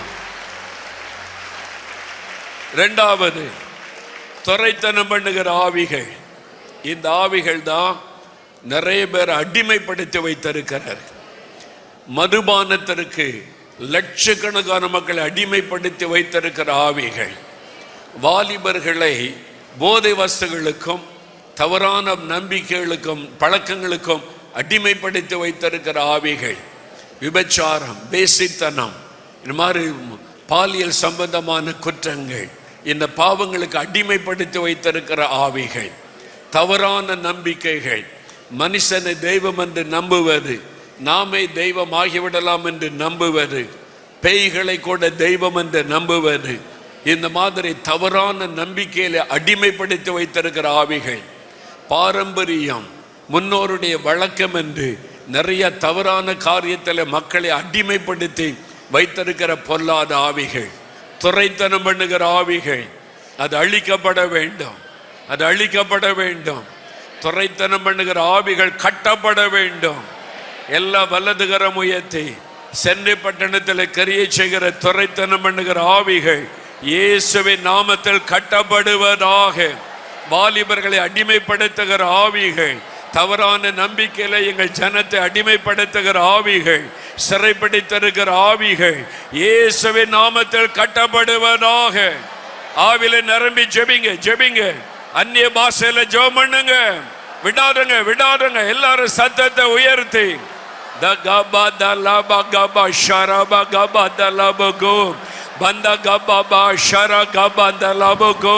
சென்னை பட்டணத்துக்குள்ளே கிரியை செய்கிற துரைத்தனம் பண்ணுகிற ஆவிகள் இயேசுவின் நாமத்தில் கட்டப்படுவதாக, இயேசுவின் நாமத்தில் முடக்கப்படுவதாக. ஆத்துமாக்களை அடிமைப்படுத்தி வைத்திருக்கிற ஆவிகள், ஆத்துமாக்களை வஞ்சிக்கிற ஆவிகள் இயேசுவின் நாமத்தில் கட்டப்படுவதாக. ஜெபம் பண்ணுங்க, ஜெபம் பண்ணுங்க, விடாருங்க. அந்நிய பாஷையில, அந்நிய பாஷையில ஜெபம் பண்ணுங்க. விடக்கூடாது, விடக்கூடாது. ஜெபம் பண்ணுங்க, ஜெபம் பண்ணுங்க. துரைத்தனம் பண்ணுகிற ஆவிகள் உங்க ஆபீஸ்ல கிரியை செய்கிறது, உங்க ஃபேக்டரியில கிரியை செய்கிறது, உங்க தெருவில் கிரியை செய்கிறது. பொல்லாத அடிமைப்படுத்துகிற ஆவிகள் இயேசுவின் நாமத்தில் கட்டப்படுவதாக. துரைத்தனம் பண்ணுகிற ஆவிகள் கட்டப்படுவதாக இயேசுவின் நாமத்தினாலே. அந்த ஆவிகளை முடக்குகிறோம், முடக்குகிறோம் இயேசுவின் நாமத்தில். யாராவது ஒருவர் முன்னால வந்து, சென்னையில் இருக்கிற ஒருவர் முன்னால வந்து, எங்க சென்னை பட்டணத்தில் கிரியை செய்கிற இந்த பொல்லாத துரைத்தனம் பண்ணுகிற ஆவிகளை இயேசுவின் நாமத்தில் நாங்கள் சிறை பிடிக்கிறோம், அவைகளை கட்டுகிறோம் என்று ஜெபிக்கணும். இந்த சகோதரர் ஜெபிக்க போறாங்க. எல்லாம் வலதுகர உயர்த்துங்க, எல்லாம் வாய்தரன்னு ஜெபிக்கணும். யுத்தம் பண்ணி கொண்டிருக்கிறோம். அருமையான என் வாலிப பிள்ளைகளே, சகோதர சகோதரிகளே, ஆள் கொண்டு இருக்கிற போதை வஸ்திரங்களை, விபச்சார வேசி ஆவிகளை இயேசுவின் நாமத்தினால கடிந்து கொள்ளுகிறோம். இந்த சென்னை பட்டணத்தை விட்டு அகற்றும்படியாக வாலிப பிள்ளைகளை எழுப்பும்படியாக ஜெபிக்கிறோம். பொல்லாத துரத்தனங்களை ஆவிகளை இயேசுவின் வசித்து கொண்டுகிற பொல்லாத வாலிப பிள்ளைகளை, சிறு பிள்ளைகளை கடிந்து கொள்ளுகிற இயேசுவின் ரத்தத்தினாலே, வல்லமையினாலும், ஆண்டவரே அற்புதத்தினாலும் துரத்தன ஆவிகளை துரத்துகிறோம் இயேசுவின் நாமத்தினாலே. ராத்திரி வேளையில உபவாசம் ஆண்டவரே இறங்குவீராக. சென்னை பட்டணத்தை நீர் பரிசுத்தப்படுத்துவீராக ஆண்டவரே. போதை வஸ்திர ஆவிகளை கடிந்து கொள்ளுகிறோம் ஆண்டவரே. ராத்திரி வேளையில வாலிப பிள்ளைகளை விடுவிக்கிறோம்.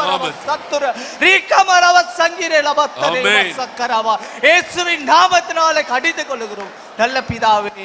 ஆமென். கர்த்தர் ஜெபத்தை கேட்டுக்கொண்டிருக்கிறார். அல்லேலூயா, அல்லேலூயா, அல்லேலூயா. சகோதரர்களிலே ஒருவர் முன்னால வந்து இந்த துரைத்தனம் பண்ணுகிற ஆவிகள் கட்டப்பட, அவனுடைய கிரியைகள் அழிக்கப்பட, இந்த சகோதரியோடு சேர்ந்து எல்லா கரம் உயர்த்துங்க, யுத்தம் பண்ணுகிறோம்.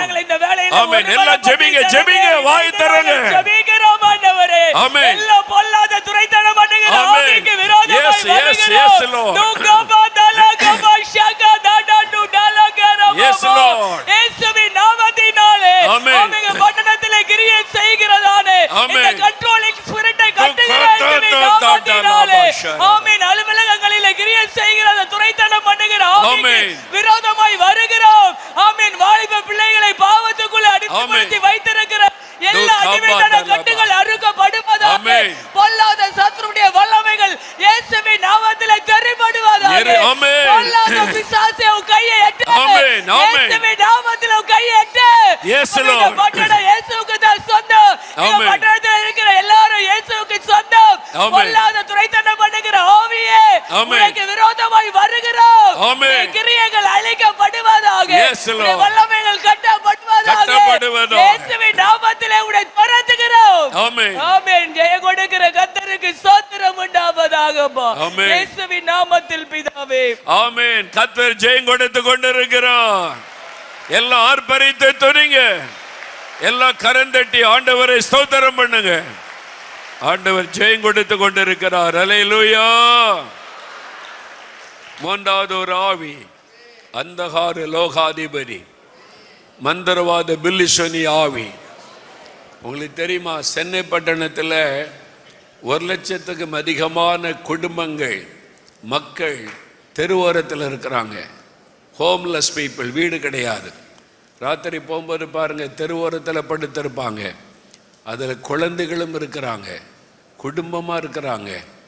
இது இல்லாமல் தாய் தகப்பன் இல்லாத குழந்தைகள் சென்ட்ரல் ஸ்டேஷன், எக்மோர் ஸ்டேஷன், நிறைய பஸ் ஸ்டேஷன், நிறைய இடங்களில் தாய் தகப்பன் இல்லாத அநாதை பிள்ளைகள் சுற்றி திரிகிறாங்க. பழைய பேப்பர்கள் இதெல்லாம் பொறுக்கி வாழ்கிறாங்க. இந்த மாதிரி குழந்தைகள்லாம் காணாமல் போகிறாங்க. அது இல்லாதபடி தமிழ்நாட்டிலேயே ஒவ்வொரு மாதமும் நிறைய குழந்தைகள் மிஸ்ஸிங், காணாமல் போகிறாங்க. இந்தியாவில் ஒரு வருஷத்தில் 1,00,000க்கும் அதிகமான குழந்தைகள் காணாமல் போகிறாங்க.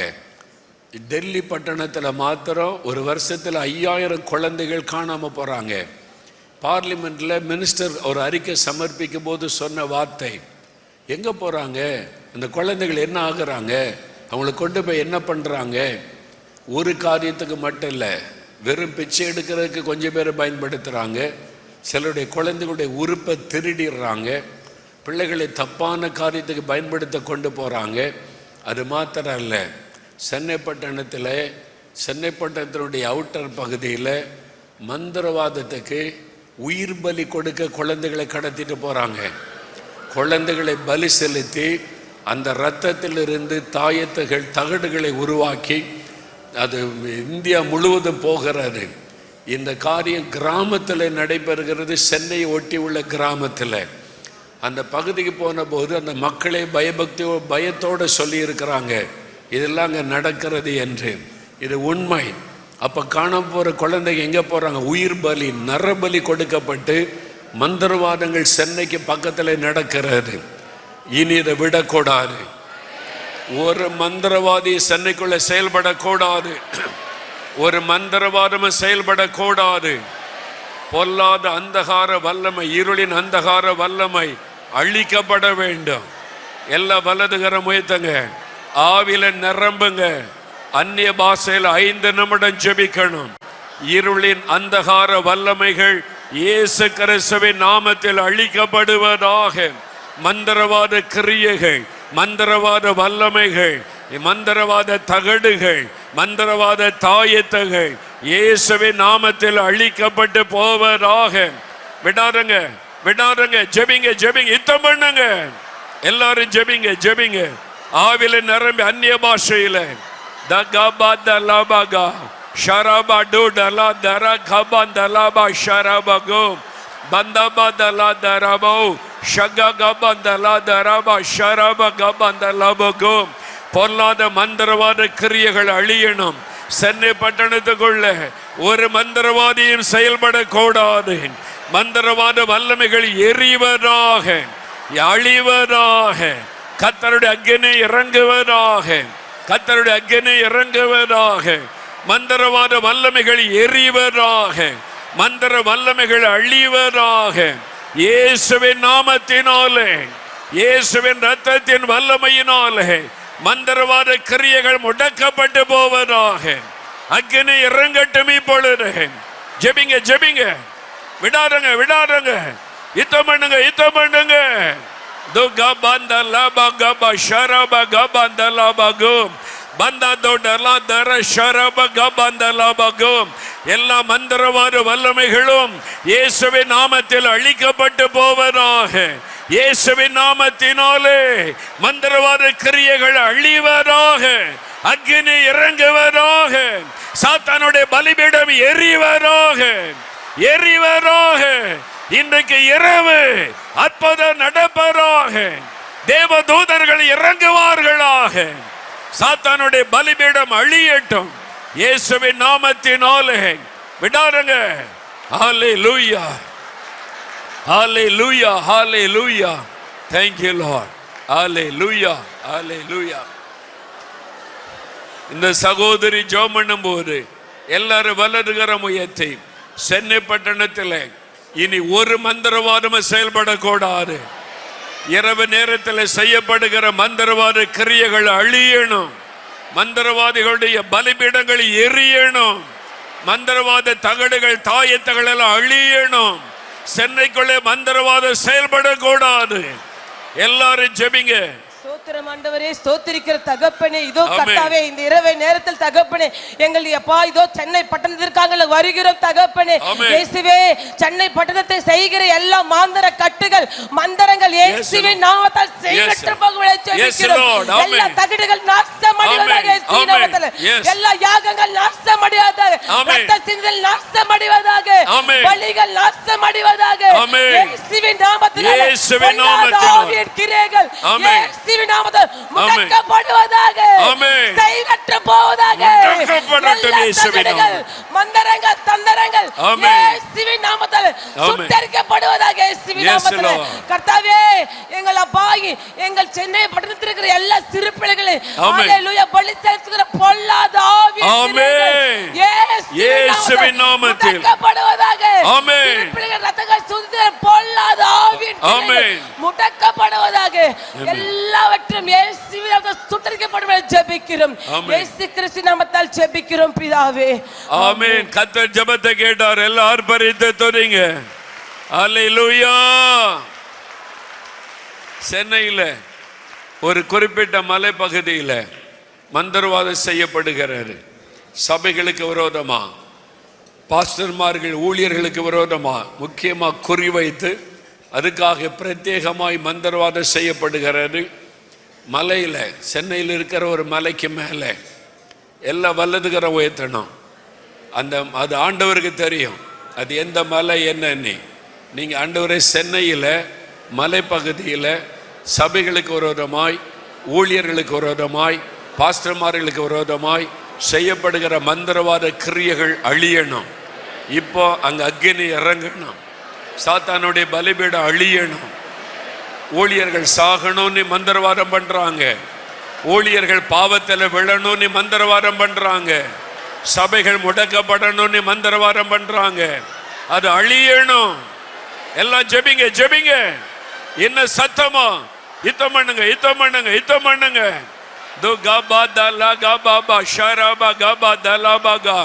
யுத்தம் பண்ணுங்க, விடாதுங்க. இன்றைக்கு இரவு ஒரு மாற்றம் வரணும். இன்றைக்கு இரவு சாத்தானுடைய வல்லமை அழியணும்.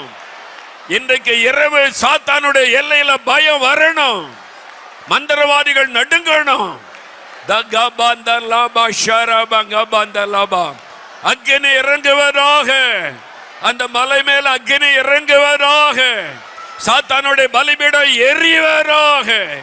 இயேசுவின் நாமத்தினாலே, இயேசுவின் நாமத்தினாலே சாத்தானுடைய வல்லமை எரியட்டும்.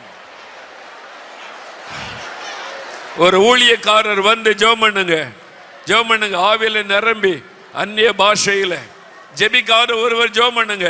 ஐயா நீங்க ஜெபிச்சிட்டீங்க. ஜெபிக்காத ஒருவர் எல்லாம் கரம் வைத்துங்க, எல்லாம் குறி வைத்து ஜெபிங்க. ஹல்லேலூயா. ஜெபம் பண்ணுங்க. ஹல்லேலூயா ஹல்லேலூயா. பரிசுத்தமுள்ள பிதாவே, அப்பா உம்முடைய நாமத்திலே வந்திருக்கிறோம் கர்த்தாவே. சபைக்கு விரோதமாய் ஆண்டவரே அப்பா ஊழியக்காரர்களுக்கு விரோதமாய் எழும்புகிற எல்லா ஆண்டவரே தகப்பனே வைத்திருக்கிற பில்லி சுனி ஆவிகள், ஆண்டவரே மந்திர ஆவிகள், அடிமைப்படுத்துகிற ஆவிகள், ஆண்டவரே அப்பா தடை செய்கிற ஆவிகளை இயேசுவின் நாமத்தினாலே கடிந்து அப்புறப்படுத்துகிறோம் அப்பா.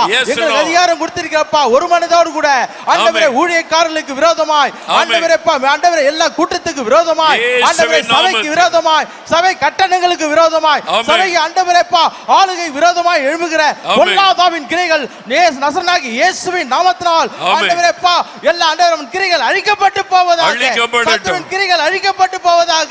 எல்லா ஆண்டவரேப்பா ஆண்டவரே ஹல்லேலூயா எல்லா பில்லிசுன ஆவிகள் அழிக்கப்பட்டு போவதாக இயேசுவின் நாமத்தால் மேற்கொள்கிறோம். இயேசுவின் மீதும் பிதாவே ஆமென். கர்த்தர் ஜெபத்தை கேட்டார். ஹல்லேலூயா.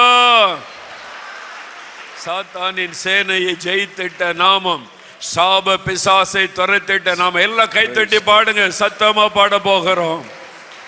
இயேசுவின் நாமம் இனிதான நாமம், இணையில்லா நாமம், இன்ப நாமம். எங்கள் இயேசுவின் நாமம் இனிதான நாமம்.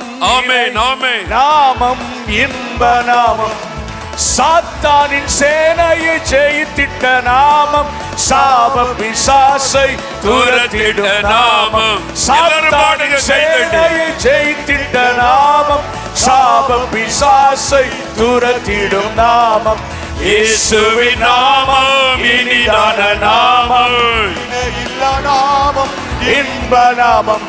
எங்கள் இயேசுவின் நாமம் இனிதான நாமம், இணையில்லா நாமம், இன்ப நாமம். ஆமென். ஹல்லேலூயா. கவனிங்க. அடுத்ததாக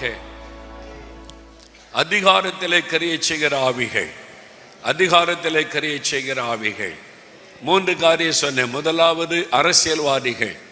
இவங்க தான் சட்டத்தை இயற்றுகிறவர்கள். சட்டசபையில் ஒரு காலத்தில் ஒரு முதலமைச்சர் சட்டத்தை நான் கட்டாய மதமாற்ற தடை சட்டம் அப்படின்னு ஏற்றினாங்க. அந்த வச்சு எல்லா சபைகளை இணைந்து ஜெபித்த உடனே அடுத்த தேர்தலில் ஒரு சீட்டு கூட இல்லை, பாராளுமன்றத்தில் ஒரு சீட்டு கூட இல்லை. ஜெபம் அவ்வளவு வல்லமை உள்ளது. உடனே முதலாவது அவங்க அறிவித்தது, மதமாற்ற தடை சட்டத்தை வாபஸ் வாங்குகிறேன். அவங்க யாருக்கும் பயப்பட மாட்டாங்க, எதையும் முன்வைத்த கால பின் வைக்க மாட்டாங்க. இந்த ஒரே ஒரு காரியத்தில் தான் ஆண்டவர் பின்வ தள்ளினார். அல்லேலூயா சொல்லுங்க. ஜெபம் அவ்வளவு வல்லமை உள்ளது. அப்போ நம்ம கரெக்டா முதலமைச்சர், அமைச்சர்கள், எம்எல்ஏக்கள், எல்லா கட்சி தலைவர்கள், எல்லா கட்சி தலைவர்களுக்காக ஜெபிக்கணும். அரசியல்வாதிகள் ரட்சிக்கப்படணும், அபிஷேகம் வரணும், ஜெபிக்கிறவங்களா மாறணும். அந்த மாதிரி ஒரு ஆவியானவர் இந்த அரசியல்வாதிகள் மத்தியில் ஊற்றப்பட வேண்டும். அவங்க மத்தியில் கிரியை செய்கிற சாத்தானுடைய வல்லமை அழியணும். அவங்களை பயன்படுத்துகிற பிசாசின் கிரியைகள் அழியணும்.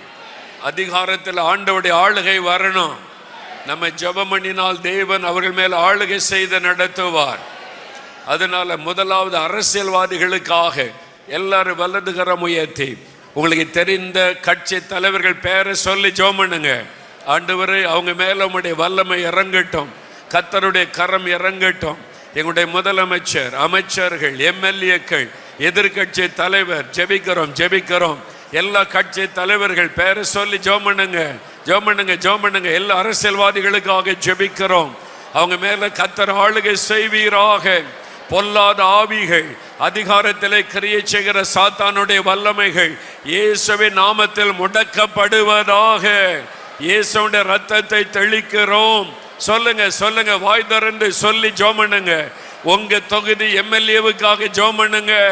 உங்க தொகுதி எம்எல்ஏ பேரை சொல்லி ஜெபம் பண்ணுங்க. எங்க தொகுதி எம்எல்ஏவுக்காக ஜெபிக்கிறோம். எங்க தொகுதி மந்திரிக்காக ஜெபம் பண்ணுகிறோம். சென்னை பட்டணத்தில் இருக்கிற எம்எல்ஏக்களுக்காக ஜெபிக்கிறோம். சட்டசபைக்குள்ளே வந்திருக்கிற எம்எல்ஏக்களுக்காக ஜெபிக்கிறோம். மந்திரிமார்களுக்காக ஜெபிக்கிறோம். எங்களுடைய முதலமைச்சருக்காக ஜெபிக்கிறோம். கர்த்தர் ஆளுகை செய்வீராக. அதிகாரத்திலே கிரியை செய்கிற ஆவிகள் கட்டப்படுவதாக. சாத்தானுடைய வல்லமை கட்டப்பட்டு போவதாக. பிசாசின் வல்லமை அழிக்கப்பட்டு போவதாக. அதிகாரத்திலே ஆண்டவர் ஆளுகை செய்வீராக. நீர் அவர்களை பயன்படுத்துவீராக.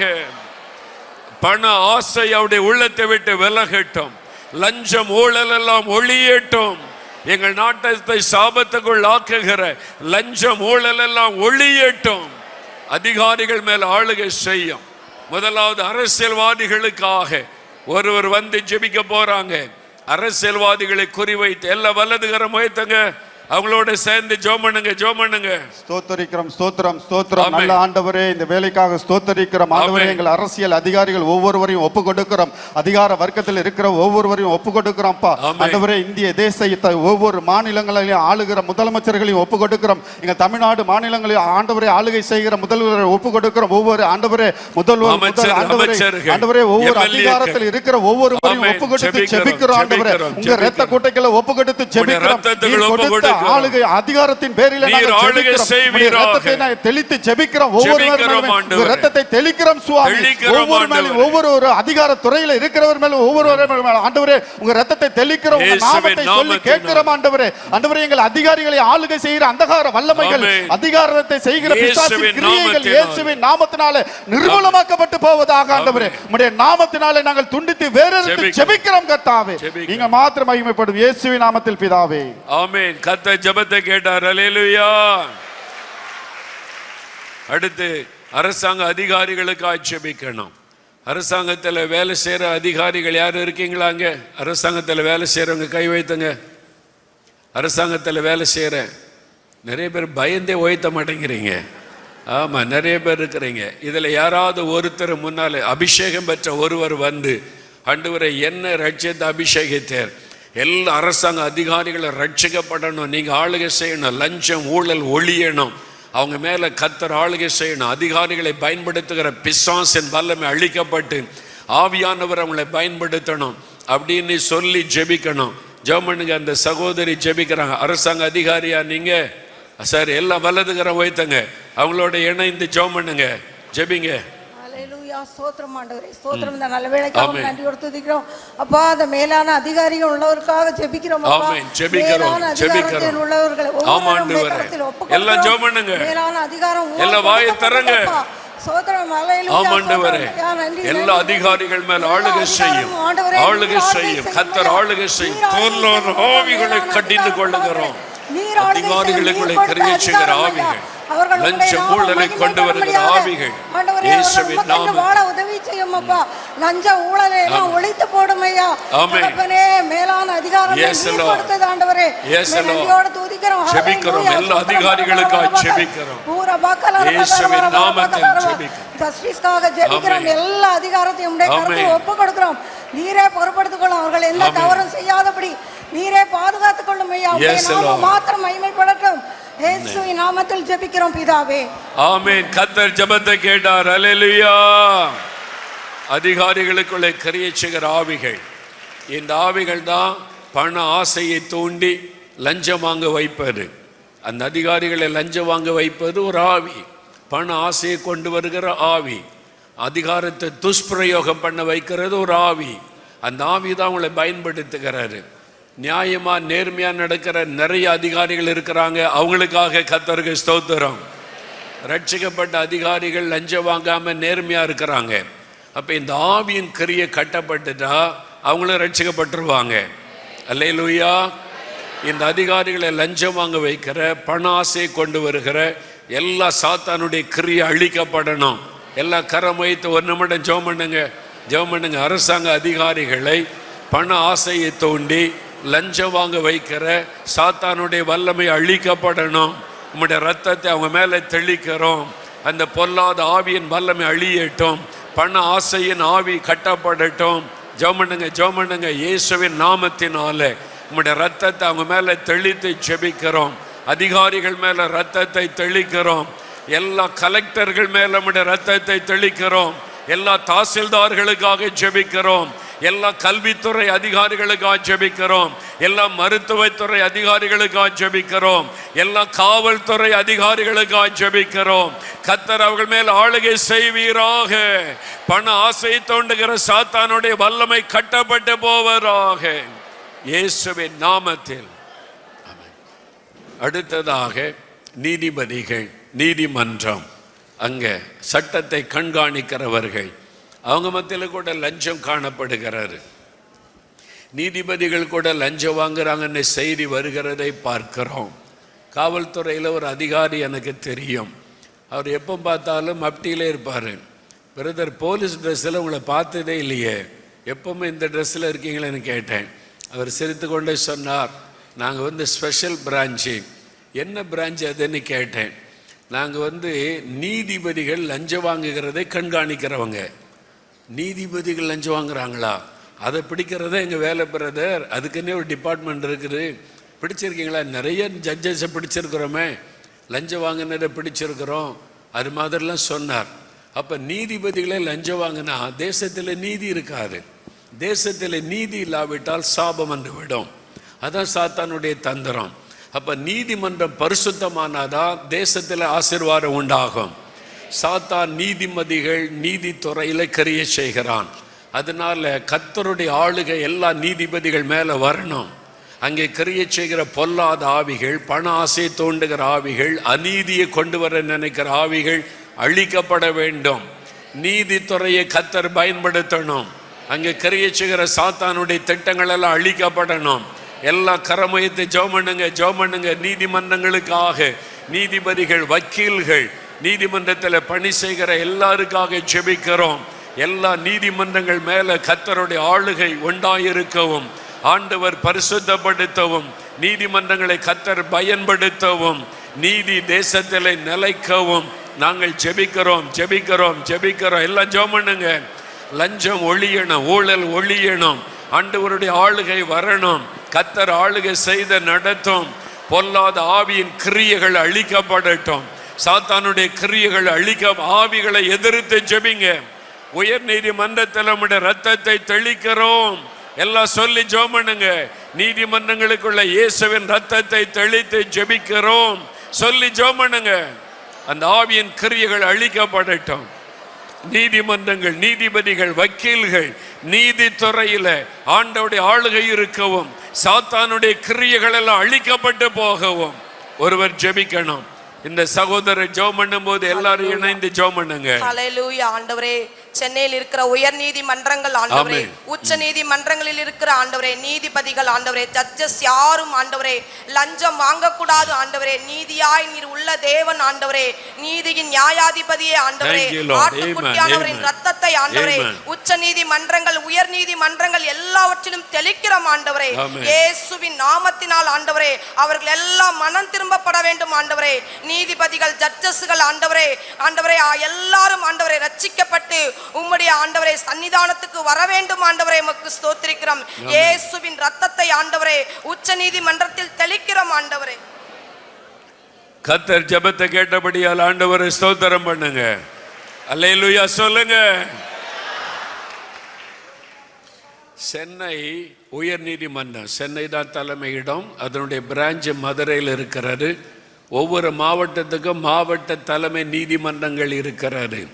அப்புறம் பெண்களுக்கான வழக்குகள், குடும்ப நீதிமன்றம் இருக்கிறது, விதவிதமான நீதிமன்றம். உச்ச நீதிமன்றம் என்பது டெல்லியில் இருக்கிறது. அதான் டெல்லியில் இருக்கிறது ஃபைனல் அத்தாரிட்டி. அங்கே ஜட்ஜ்மெண்ட் சொல்லிட்டு அவ்வளோதான். நீதிபதிகளுக்கு தான் அரசியல்வாதிகள்லாம் பயப்படுவாங்க. நேர்மையான நீதிபதியாக இருந்தால் கவர்மெண்ட்டே கண்டிப்பாங்க. முதலமைச்சர், பிரதமரை கூட கண்டிக்கிற அதிகாரம் அவங்களுக்கு இருக்கிறது. அதனால தான் அங்கே சாத்தான் செயல்படாதபடி ஆவியானவர் செயல்பட்டு தேசத்தில் நீதி நிலைக்கணும். அங்கே கிரியை செய்கிற பொருளாத சத்தருடைய கிரியை அழிக்கப்படணும். அப்படி ஜெபிக்கணும். சென்னை உயர் நீதிமன்றம் நிறைய வழக்குகளை சந்திக்கிறது. சென்னை உயர் நீதிமன்ற தலைமை நீதிபதிகள் நல்ல நல்ல தீர்ப்பு சொல்றாங்க, தைரியமா தீர்ப்பு சொல்றாங்க. அதற்காக ஆண்டவரை துதிக்கணும். எல்லா வக்கீல்கள் எல்லாம் கிரியை செய்கிற வக்கீல்களுக்குள்ளே கிரியை செய்கிற அநீதத்தின் கூலிக்காக காத்திருக்கிற வக்கீல்கள், ஏமாற்றி பிழைப்பு நடத்துறவங்க, அவங்க மனம் திரும்பணும். பணத்துக்காக நீதியை புரட்டக்கூடாது. நீதி வெளிப்பட வேண்டும். அநீதியை கொண்டு வர நினைக்கிற சாத்தானுடைய திட்டங்கள் அழிக்கப்படணும். எல்லாம் வலதுகரம் உயர்த்தி சென்னை உயர் நீதிமன்றத்தில் இயேசுவின் இரத்தத்தை தெளித்து நாங்கள் செபிக்கிறோம். நீர் ஆளுகை செய்யும். சாத்தான் பண ஆசையை தூண்டுகிற ஆவி, அநீதியை கொண்டு வருகிற ஆவியின் வல்லமை அழிக்கப்படணும். எல்லாம் ஜெபம் பண்ணுங்க, ஜெபம் பண்ணுங்க. இதெல்லாம் எழுப்புதலுக்கு அவசியம். நீதி இருந்தாதான் எழுப்புதல் பரவி செல்லும். எழுப்புதலை தடுக்க முடியாது. எழுப்புதல் சம்பந்தப்பட்ட விஷயம் ஜெபம் பண்ணுங்க, கருத்தா ஜெபம் பண்ணுங்க, ஆவில நிரம்பி ஜெபம் பண்ணுங்க, அந்நிய பாஷையில ஜெபம் பண்ணுங்க. இயேசுவின் நாமத்தில், இயேசுவின் நாமத்தில் நாங்கள் ஜெபிக்கிறோம். உம்முடைய இரத்தத்தை தெளித்து ஜெபிக்கிறோம். ஆமென், அல்லேலூயா. இப்ப கடைசியா முழு சென்னை பட்டணத்தை கண் முன்னால நிறுத்தணும்.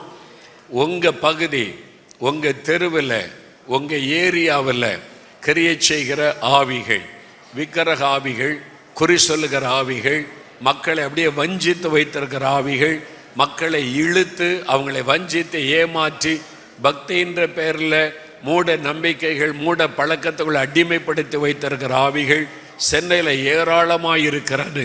அந்த ஆவிகள் எல்லாம் இன்றைக்கு இயேசுவின் நாமத்தில் முடக்கப்படணும், கட்டப்பட்டு போகணும்.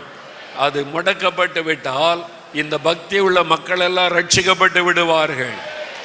ரெண்டு பேரா கை கோர்த்து கொள்ளுங்க, ரெண்டு பேரா கை கோர்த்து கொள்ளுங்க. ஒருவன் 1000 பேரை துரத்துவான், 2 பேர் 10,000 பேரை துரத்துவார்கள். கை கோர்த்து கொள்ளுங்க. ஒரு 5 நிமிடம் ஜெபிக்கணும். சென்னையின் எல்லா தெருக்களிலும் இயேசுவின் இரத்தத்தை தெளிக்கிறோம். எல்லா பகுதியிலும் இயேசுவின் இரத்தத்தை தெளிக்கிறோம். பொல்லாத ஆவியனுடைய கிரியைகள் முடக்கப்படுவதாக. ஜனங்களை ஏமாற்றுகிற ஆவிகள், வஞ்சிக்கிற ஆவிகள், விக்கிரக ஆவிகள், குறி சொல்லுகிற ஆவிகள், ஏமாற்றுகிற ஆவிகள், எல்லா வஞ்சக ஆவியின் கிரியைகள் முடக்கப்படுவதாக. விடாதுங்க, விடாதுங்க. யுத்தம் பண்ணுங்க, யுத்தம் பண்ணுங்க. ஆவில நிரம்பி வைராக்கியமா ஜெபம் பண்ணுங்க. இயேசுவின் இரத்தத்தை தெளிக்கிறோம். சென்னை வீதிகளிலே இயேசுவின் இரத்தத்தை தெளிக்கிறோம். ஆட்டுக்குட்டியானவருடைய இரத்தத்தை தெளிக்கிறோம். ஆண்டவருடைய வல்லமை இறங்கட்டும். அந்தகார வல்லமைகள் அழியட்டும். விக்கிரக கிரியைகள் அழியட்டும். குறி சொல்லுகிற ஆவிகள் இயேசுவின் நாமத்தில் கட்டப்பட்டு போவதாக. குறி சொல்லுகிற ஆவிகள் இயேசுவின் நாமத்தில் அழிக்கப்பட்டு போவதாக. ஆண்டவருடைய அக்கினி இறங்குவதாக. சென்னை பட்டணம் முழுவதிலும் ஆவியானுடைய அக்கினி இறங்குவதாக. பொல்லாத சாத்தானுடைய திட்டங்கள் முடக்கப்படுவதாக. இயேசுவின் நாமத்தினாலே பிசாசின் கிரியைகள் அழிக்கப்படுவதாக. கர்த்தருடைய அக்கினி இறங்குவதாக. எழுப்புதலை தடை பண்ணுகிற ஆவிகள், ரட்சிப்பை தடை பண்ணுகிற ஆவிகள் இயேசுவின் நாமத்தில் கட்டப்படுவதாக. சென்னை பட்டணம் முழுவதிலும் இயேசுவின் இரத்தத்தை தெளிக்கிறோம். எல்லாம் வலதுகரம் வைத்தங்க. சென்னை பட்டணம் முழுவதிலும் இயேசுவின் இரத்தத்தை தெளிக்கிறோம். சொல்லுங்க, சொல்லுங்க, வாய் திறந்து சொல்லுங்க. இயேசுவின் இரத்தத்தை தெளிக்கிறோம். சென்னை பட்டணம் முழுவதிலும் சாத்தானுடைய கிரியைகள் முடக்கப்படுவதாக. இழுப்பதலுக்கு விரோதமாய் கிரியை செய்கிற ஆவிகள், ஆத்துமாக்களை வஞ்சிக்கிற ஆவிகள் இயேசுவின் நாமத்தில் முடக்கப்பட்டு போவதாக, கட்டப்பட்டு போவதாக. இயேசுவின் நாமத்தில் இயேசுவின் நாமத்தில். ஆண்டவர் நமக்கு இன்றைக்கு பெரிய வெற்றியை தந்திருக்கிறார். ஆர்ப்பரித்து தோறீங்க. அல்லேலூயா, அல்லேலூயா. எல்லாரும் அப்படியே வலதுகரம் உயர்த்தி ஆண்டவருக்கு நன்றி சொல்லுங்க. எங்களுடைய ஜெபத்தை கேட்டீர், எங்களுக்கு ஜெயம் கொடுத்து விட்டீர். உமக்கு ஸ்தோத்திரம், உமக்கு ஸ்தோத்திரம், உமக்கு ஸ்தோத்திரம். தகப்பனே, உம்முடைய பிள்ளைகளை நீர் கூட்டி சேர்த்து இந்த யுத்த ஜெபத்தை செய்ய வைத்த அன்பிற்காய் ஸ்தோத்திரம். சென்னை பட்டணம் முழுவதிலும் ஒரு ஆவிக்குரிய மாற்றத்தை கர்த்தர் கொண்டு வருகிறீர். நாங்கள் அதை ஸ்தோத்தரிக்கிறோம். சாத்தானுடைய கிரியைகள் முடக்கப்படுகிறது, அவருடைய வல்லமை அழிக்கப்பட்டு போகிறது. உம்முடைய ராஜ்யம் வருகிறது, ஆண்டவருடைய ஆளுகை வருகிறது. சென்னை பட்டணத்தில் தேவனுடைய ராஜ்யம் வருகிறது, அவருடைய வல்லமை வெளிப்படுகிறது. பெரிய ஆவிக்குரிய மாற்றம் வருகிறது. சபைகள் எல்லாம் உயிர் பெற்று எழும்புகிறது, சபைகள் எல்லாம் வளர்ந்து பெருகி போகிறது. பெரிய மாற்றத்தை காண போகிறோம். நாங்கள் அதை விசுவாசிக்கிறோம், விசுவாசிக்கிறோம். இந்த இடத்துல ஒரு சகோதரி வியாதிப்பட்ட ஒரு குழந்தையோட நீங்க வந்திருக்கிறீங்க. பிறந்ததிலிருந்து உங்களுடைய குழந்தை வியாதிப்பட்டு பலவீனப்பட்டு என் குழந்தைக்கு ஆண்டவர் சுகம் கொடுக்கணுமே நீ வந்திருக்கிறீங்க. நீங்க இந்த பட்டணத்துக்காக கருத்தாய் ஜெபித்ததை ஆண்டவர் கண்டார். அந்த குழந்தையின் மேல இயேசுவின் கரம் வைக்கப்படுகிறார். இயேசுவின் நாமத்தில் இந்த குழந்தை சுகம் அடைகிறது. இயேசுவின் நாமத்தில் சுகம் உண்டாகிறது. இயேசுவின் நாமத்தில் நீங்க சமாதானத்தோட போங்க. உங்களுடைய குழந்தைகள் இன்று முதல் ஆரோக்கியமாய் இருப்பதை காண்பீங்க என்று கர்த்தர் உங்களுக்கு வாக்கு கொடுக்கிறார். ஒரு சகோதரன் உங்களுடைய சிறுநீரகம் பாதிக்கப்பட்டு நீங்க பலவீனத்துக்கு மத்தியிலையும் அந்த இடத்துல வலிகளோடும், ஆனாலும் நான் ஜெபத்துக்கு போவேன்னு சொல்லி நான் ஜெபிக்க வருவேன்னு நீங்க வந்திருக்கிறீங்க. உட்காரக்கூட கஷ்டப்பட்ட நிலைமையில உங்களுடைய சிறுநீரகத்தில் வலியோடு ஜெபித்து கொண்டிருக்கிறது இயேசு கண்டார்.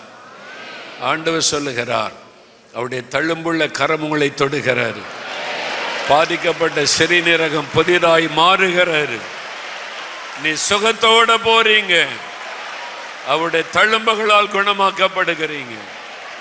உடைய சிறுநீரக 100க்கு 100 செயல்படும்படி ஆண்டவர் உங்களை ஆசீர்வதித்து அனுப்புகிறார். இயேசுவின் நாமத்தில் உங்களுக்கு சுகம் கொடுத்த தேவனுக்கு ஸ்தோத்திரம் என்று ஆண்டவரை துதித்து மகிமைப்படுத்துங்க. ஆண்டவர் அப்படி செய்ததற்காக ஸ்தோத்திரம். ஒரு ஊழியம் செய்கிற சகோதரர், நீங்க தூரமான ஒரு கிராமத்திலிருந்து வந்திருக்கிறீங்க. கிராமப்புறங்களில் போய் நீங்கள் சுவிசேஷத்தை தெரு தெருவாக அறிவிக்கிறவர்கள். உங்களுடைய இருதயம் பலவீனப்பட்டு இருதயத்தில் வலியோட ஒரு மரணம் என்னை நெருங்கிவிட்டதோ என்ற எண்ணத்தோடு நீங்கள் வாழ்ந்து கொண்டிருக்கிறீங்க. எந்த நேரத்திலும் எனக்கு மரணம் சம்பவிக்கலாம் என்று வீட்டில் கூட சொல்லிவிட்டீர்கள். நீங்களும் ஆயத்தமாக தான் இருக்கிறீங்க. அந்த ஆண்டவர் சொல்லுகிறார், உன் ஊழியம் எனக்கு தேவை, உன் மூலமாக என் ராஜ்யம் கட்டப்பட வேண்டும். அதனால நான் உனக்கு புதிய இருதயத்தை தருகிறேன் என்று கர்த்தர் உங்களுக்கு சொல்லுகிறார். அவருடைய தழும்புள்ள கரம் உங்களை தொடுகிறாரு. புது இருதயத்தை ஆண்டவர் தருகிறார். ஆண்டவருக்கு நன்றி சொல்லுங்க, ஆண்டவருக்கு நன்றி சொல்லுங்க, கர்த்தருக்கு நன்றி சொல்லுங்க, கர்த்தருக்கு நன்றி. ஒரு சகோதரி 3 முறை உங்களுடைய கரு சிதைவு ஏற்பட்டு விட்டது. 3 முறை கர்ப்பப்பை பலவீனப்பட்டு விட்டது. அதனால இனி குழந்தை பிறக்குமா என்கிற ஒரு கலக்கம். உங்களுடைய சரீர பலவீனத்திற்கு மத்தியிலும் நீங்கள் வந்தது உங்களுடைய சுகத்துக்காக ஜெபிக்க. ஆனால் ஆரம்பத்தில் சொன்னதை கேட்டு, ஆண்டவரே எனக்கு சுகம் தரவிட்டாலும் பரவாயில்ல, எங்கள் பட்டணத்தில் எழுப்புதல் வரணும், ஆத்மாக்கள் ரட்சிக்கப்படணும் அப்படின்னு நீங்கள் ஜெபம் பண்ணினீங்க. கவனிங்க, உங்களுடைய ஜெபத்தை ஆண்டவர் கவனித்து உங்கள் மேல் அவர் அன்பு கூர்ந்து உங்களுடைய கர்ப்பப்பையை தொட்டு ஆசீர்வதிக்கிறார். இழந்து போன ஆசீர்வாதத்தை திரும்ப தருகிறார். உங்களுடைய கர்ப்பத்தின் ஆசீர்வாதத்தை திருடி கொண்டிருந்த சாத்தானுடைய வல்லமை இயேசுவின் நாமத்தில் விலகுகிறது. இன்றைக்கு உங்களுடைய கர்ப்பம் ஆசீர்வதிக்கப்படுகிறது. நீங்கள் ஆசீர்வாதத்தை காண்பீர்கள் என்று கர்த்தர் உங்களுக்கு வாக்கு கொடுக்கிறார். ஆண்டவருக்கு ஸ்தோத்திரம். கர்த்தர் அப்படியே செய்கிறதற்காக நன்றி. ஒரு வாலிப தம்பி, நீ ஊழியத்துக்காக ஒப்பு கொடுக்கப்பட்டவன். உன் தாய் சொன்னாங்க, தாயின் நான் கர்ப்பத்திலேயே உன்னை ஊழியத்துக்கு ஒப்பு கொடுத்து விட்டேன் என்று. ஆனால் நீ இதுவரை ஊழியத்துக்கு உன்னை அர்ப்பணிக்கவில்லை. ஆண்டவர் என்கிட்ட பேசட்டும், எனக்கு ஒரு அடையாளத்தை காண்பிக்கட்டும் என்று சொல்லி கொண்டிருக்கிறாய். இப்பொழுது கர்த்தர் உன்னோடு பேசுகிறார். நான் உன்னை தாயின் கர்ப்பத்திலேயே தெரிந்து கொண்டேன். நீ எனக்கு வேண்டும். நான் உன்னை கொண்டு திரளான ஆத்துமாக்களை ரட்சிக்க வேண்டும். உன் மூலமாக என் வல்லமையை வெளிப்படுத்த வேண்டும். இனிமேல் நீ தாமதிக்கிறது என்ன? நீ கண்களை ஏறெடுத்து பார். அறுவடைக்காக வயல் நிலங்கள் விளைந்திருக்கிறது. இனிமேல் நீ தாமதிக்காதே என்று கர்த்தர் உன்னோடு கூட பேசுகிறார். நீ நினைக்கிறாய் என்னைத்தான் ஆண்டவர் சொல்லுகிறாரோ என்பதாக நீ எண்ணிக்கொண்டிருக்கிறாய். உனக்கு ஒரு அடையாளத்தை ஆண்டவர் சொல்லுகிறார். உன்னுடைய கழுத்தின் பின்பகுதியில் அந்த எலும்பில் ஒரு வலி அடிக்கடி உண்டாகிறது. இரவு படுக்கையில் நீ மிகவும் கஷ்டப்படுகிறாய். ஏன் எனக்கு இந்த வலி வந்ததென்று கலங்குகிறாய். ஆண்டவர் சொல்லுகிறார், நான் உன்னை அழைத்திருக்கிறேன் என்பதற்கு அடையாளமாய் உன் எலும்புகளை நான் தொட்டு குணமாக்குகிறேன். நீ சுகத்தோடு போய் என்று கர்த்தர் சொல்லுகிறார். நான் உனக்கு இந்த அற்புதத்தை செய்வதற்கு காரணம், உன்னை கொண்டு நான் அநேகருக்கு அற்புதங்களை செய்ய போகிறேன். உன்னை கொண்டு அற்புத அடையாளங்களை நிறைவேற்ற போகிறேன். இனி தாமதிக்காத எழும்பு வாலிபனை, புறப்பட்டு வா என்று கர்த்தர் சொல்லுகிறார். கர்த்தரப்படி தொட்டு விட்டதற்காய் ஸ்தோத்திரம். ஆவியானவர் எனக்கு சொல்லுகிறார், இங்கு இருக்கிற சிலரை பொல்லாத ஆவிகள், பயப்படுத்துகிற ஆவிகள் அலைக்கழித்து நீங்கள் ஜெபிக்க விடாதபடி, ஆவிக்குரிய வாழ்க்கையில வளர விடாதபடி உங்களை தடுத்து கொண்டிருக்கிறது. சில மந்திர பில்லிசோனி ஆவிகளால் பாதிக்கப்பட்ட சிலர் இந்த இடத்தில் வந்திருக்கிறீங்க. ஆண்டவர் சொல்லுகிறார், என் பாதத்தில் வந்ததுனால நான் அவளை விடுதலை ஆக்கட்டும். இப்பொழுது விடுதலை ஆக்கட்டும். ஆண்டவருடைய வல்லமை இறங்குகிறாரு. அவருடைய வல்லமை இறங்குகிறாரு. பொல்லாத ஆவிகள் வெளியேறுகிறாரு. மந்திர பில்லிசோனி வல்லமை எரிகிறாரு. தகடுகள் எரிகிறது. இயேசுவின் நாமத்தினாலே தகடுகள் எரிகிறது. மந்திர வல்லமை அழிகிறது. பொல்லாத ஆவி வெளியேறுகிறது. பயத்தை கொண்டு வந்த ஆவி, உங்களுக்கு விரோதமாக எழும்பின விக்கிரக ஆவிகள் இயேசுவின் நாமத்தில் வெளியேறுகிறது. எல்லாரும் வலதுகரம் வைத்துங்க. வல்ல இயேசுவின் நாமத்தை சொல்ல. இயேசுவின் நாமத்தில், இயேசுவின் நாமத்தில், இயேசுவின் ரத்தம் ஜெயம், இயேசுவின் ரத்தம் ஜெயம். இப்போ அசுத்த ஆவிகள் வெளியேறுகிறாரு. உன்னுடைய கட்டுகள் அறுக்கப்படுகிறாரு. உன்னுடைய கட்டுகள் அறுக்கப்படுகிறாரு. ஜெபத்துக்கு விரோதமாய் போராடுகிற ஆவிகள், உன்னுடைய ஆவிக்குரிய வாழ்க்கைக்கு விரோதமாய் போராடுகிற ஆவிகள் இப்பொழுது இயேசுவின் நாமத்தில் வெளியேறுகிறது. வெளியேறி போ பொல்லாத ஆவி என்று உன்னை கடிந்து கொள்ளுகிறோம். எல்லா பில்லிசோனிய கிரியைகளும் அழிக்கப்பட்டு போவதாக. கர்த்தர் கொடுக்கிற விடுதலைக்காக ஸ்தோத்திரம். அந்த ஆவிகள் உங்களை விட்டு வெளியேறி போனாரு. நிறைய பேர் விடுதலை பெற்றுக்கொண்டீங்க. அவன் நல்ல வாய் திறந்து ஆண்டவரை ஸ்தோத்திரம் பண்ணுங்க. ஸ்தோத்திரம் ஆண்டவரேன்னு சொல்லுங்க. நன்றி ஆண்டவரே, நன்றி. தகப்பனே, இந்த சென்னை பட்டணத்தை எவ்வளவாய் நேசிக்கிறீர். நீர் எழுப்புதலுக்காக தெரிந்து கொண்ட பட்டணம். இந்த பட்டணத்திலே உம்முடைய ஆளுகை முழுமையாய் வரும்படிக்கு நாங்கள் ஜெபிக்கிறோம். இனி பொல்லாத ஆவிகளுக்கு, சத்துருவின் வல்லமைகளுக்கு இந்த பட்டணத்தில் அதிகாரம் இல்லை. அவனுடைய கிரியைகள் முடக்கப்பட்டு போனதற்காக உமக்கு ஸ்தோத்திரம். பெரிய ஒரு ஆவிக்குரிய மாற்றத்தை இந்த பட்டணத்தில் நீர் உண்டாக்குகிறதற்காக உமக்கு ஸ்தோத்திரம், உமக்கு ஸ்தோத்திரம். இயேசுவின் நாமத்தில் ஜெபிக்கிறோம் பிதாவே, ஆமென்.